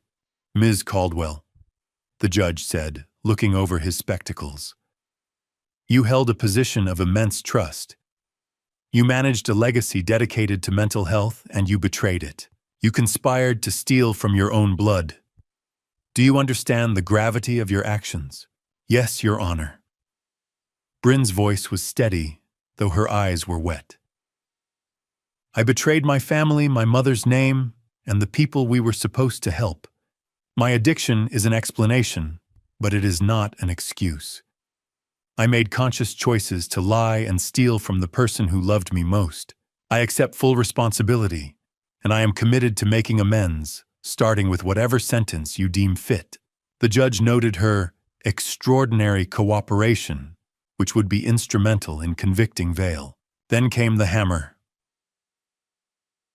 "I hereby sentence you to 18 months in federal prison, followed by 5 years of supervised release. You will pay $1.85 million in restitution to the Caldwell Family Foundation. You are ordered to report to FCY Dublin in California by January 1st, 2024. When the hearing adjourned, the bailiffs allowed us 2 minutes. I held her tight. 18 months, Bryn. You can do this. I'll be there every step of the way. I'll write every week, Dad, she whispered. I promise. The trial of Dominic Vale lasted 3 weeks in the spring of 2024.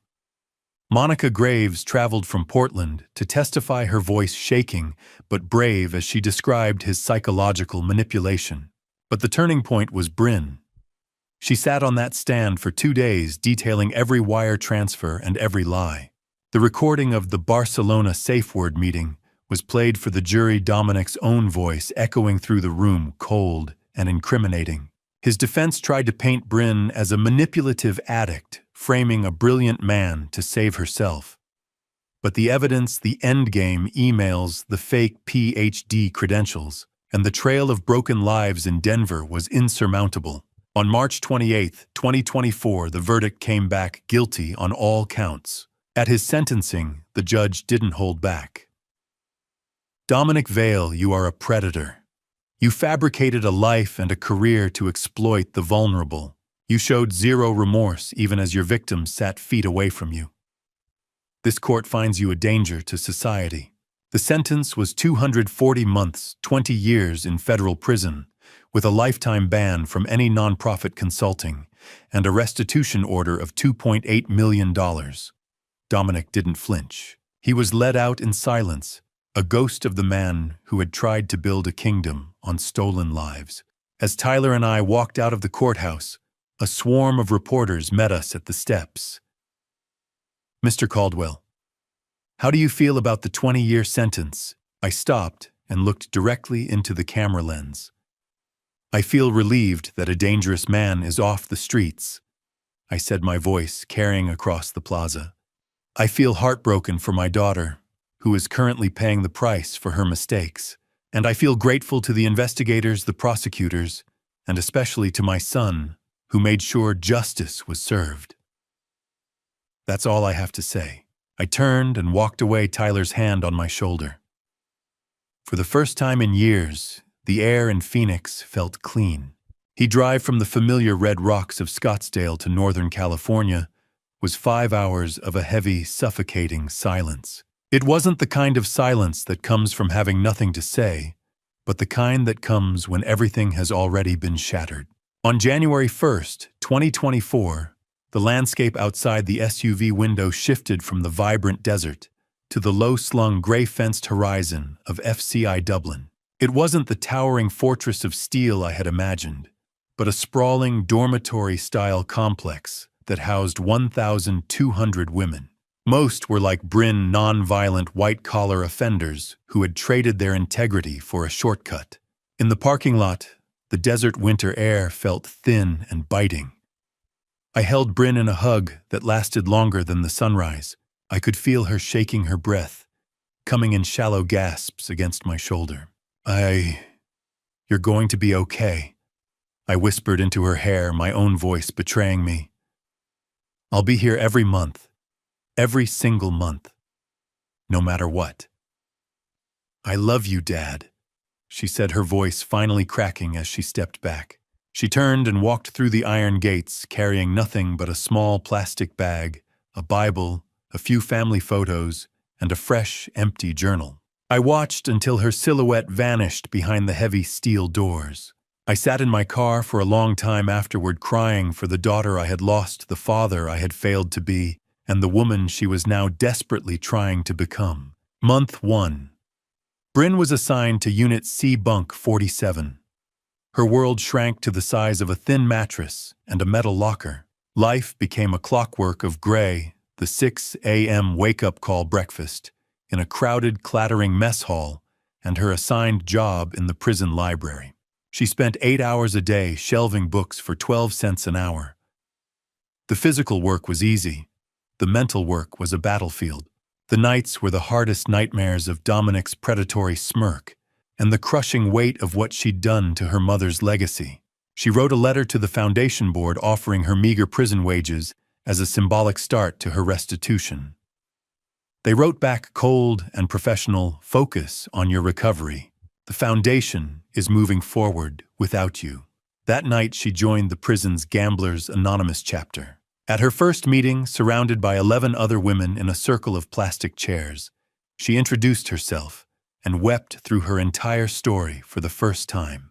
The group leader, an older woman serving her 4th year, just nodded slowly. "One day at a time, honey. You aren't alone in this room." Month 3. Bryn was transported back to Phoenix for 3 days to testify at Dominic's trial.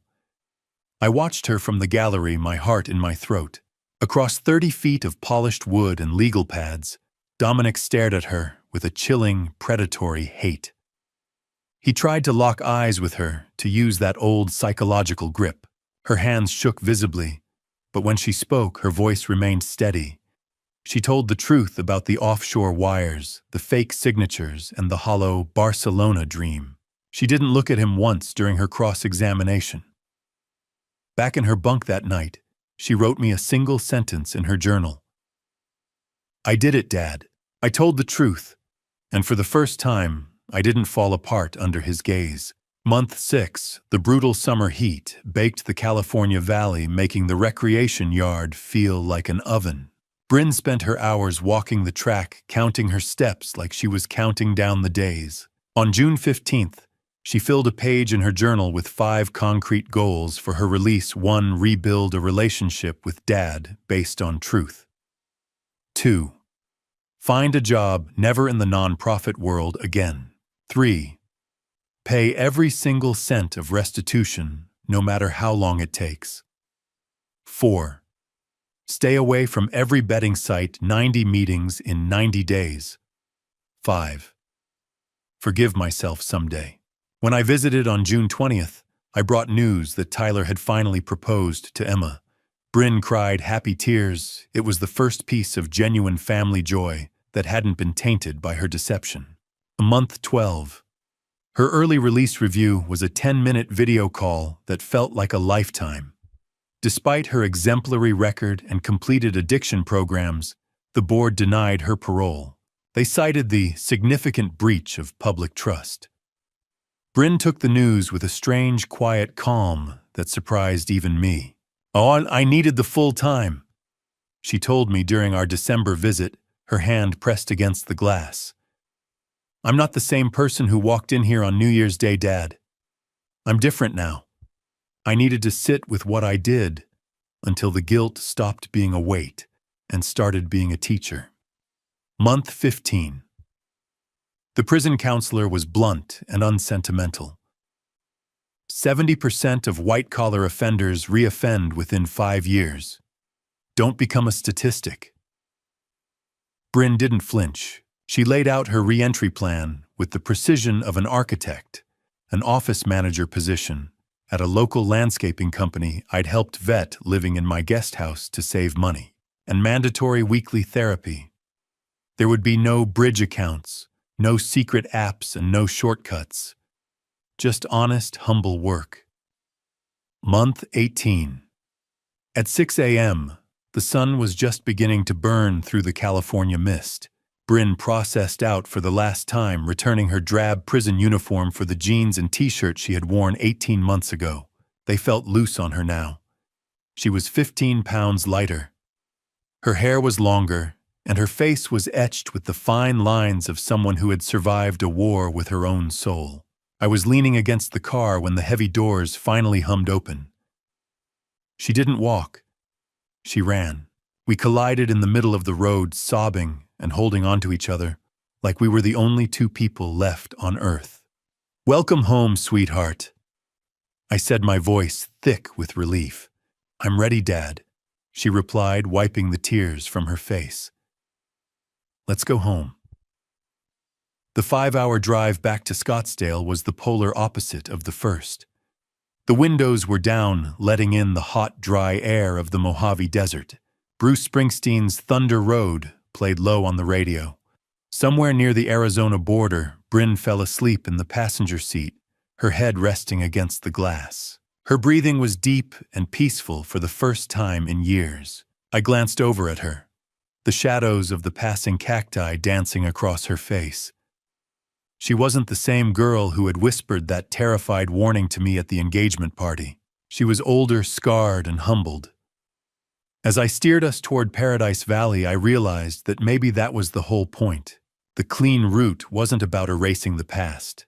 It was about being strong enough to carry it into the future. The desert air in Paradise Valley was warm on the evening of October 24th, 2025. I sat on the patio in the exact same spot where Tyler had pulled me aside 2 years ago. The string lights overhead cast the same amber glow, but the atmosphere was unrecognizable. Back then, the air was thick with a deception I couldn't see. Tonight, it was clear. Inside the kitchen, I could hear the rhythmic chopping of vegetables and the sound of laughter. Bryn was making dinner with Tyler's help, pasta primavera, using Sarah's old recipe. 2 years ago tonight, my world fell apart. I thought watching their silhouettes through the glass. My daughter whispered a warning. My son uncovered a crime, and I learned that the people you love most can hurt you in ways you never imagined. The Caldwells, a new reality. Bryn had been home for 4 months now. At 31, She lived in the casita on my property, a small guest house that gave her the independence she needed while keeping her close. She worked as the office manager for Verde Vista Landscaping in Scottsdale. It was a humble $42,000 a year job, a far cry from the millions she once managed, but it was stable. Every month without fail, she sent a check for $1,850 to the Foundation for Restitution. She attended Gamblers Anonymous 4 nights a week. And Dad, she told me earlier today, I'll never be able to repay the trust I broke, but I'm trying. I wake up every day and choose to be better than I was yesterday. I'm still here. I'm still fighting. Tyler, now 28, had been promoted to sergeant in the Financial Crimes Unit, the youngest in the department's history. He was engaged to Emma, a kind-hearted kindergarten teacher. The rift between the siblings had been mended with daily texts and weekly dinners. Tyler told me last week, I'm proud of her dad. What she's doing, facing the mess and showing up every day, is tougher than anything I do at work. As for the Caldwell Family Foundation, it had been rebuilt from the ground up. I'd injected my own funds to cover Bryn's theft, restructured the board, and hired an external director. The focus had shifted to Sarah's true legacy, addiction recovery, and financial literacy for young adults. Even Monica Graves had found peace. After I flew to Portland to thank her in June, we stayed in touch. She had rebuilt her career and was now a deputy director at the Oregon Health Authority. She even wrote Bryn a letter. You stopped him. Because of you, he can't hurt anyone else. That matters. And Dominic Vale.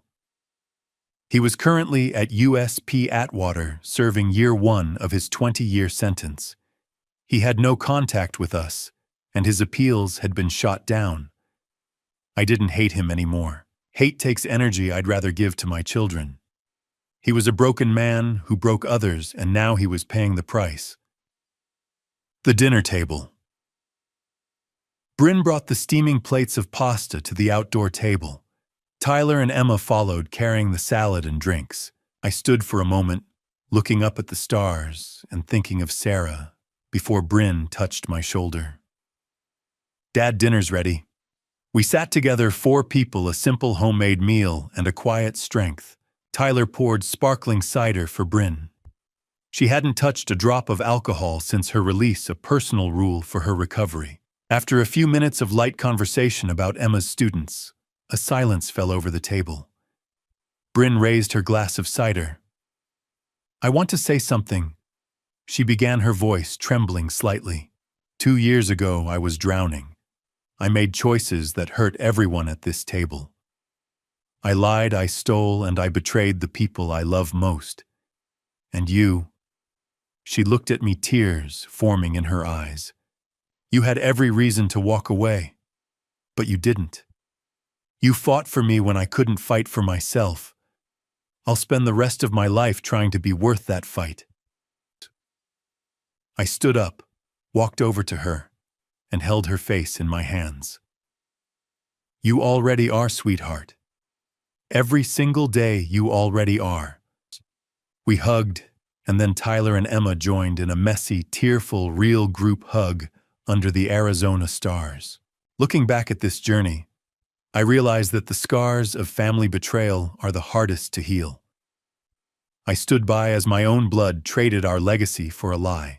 My advice: don't be like the man I once was, blind to the cracks in your home, and don't be like my daughter who let a shadow lead her into a dark room. In the quiet of the Arizona night, I understand that life isn't just about the wealth we build, but the truth we protect.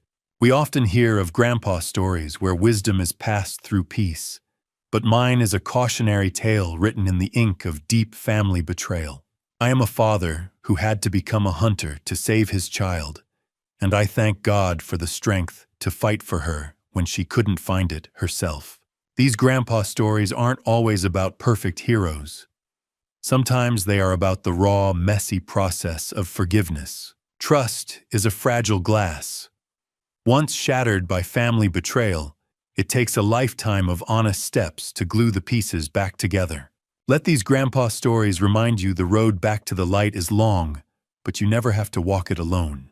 Thank you for staying with me until the very end of this journey. Please leave a comment sharing your thoughts. What would you have done if you were in Preston's shoes? That impossible situation. I'm eager to hear your perspective. If this story moved you, please consider subscribing so you won't miss our upcoming narratives. A quick note: while inspired by common social themes, certain elements have been dramatized for storytelling purposes. If this style doesn't fit your preferences, feel free to explore other content that might resonate more with you.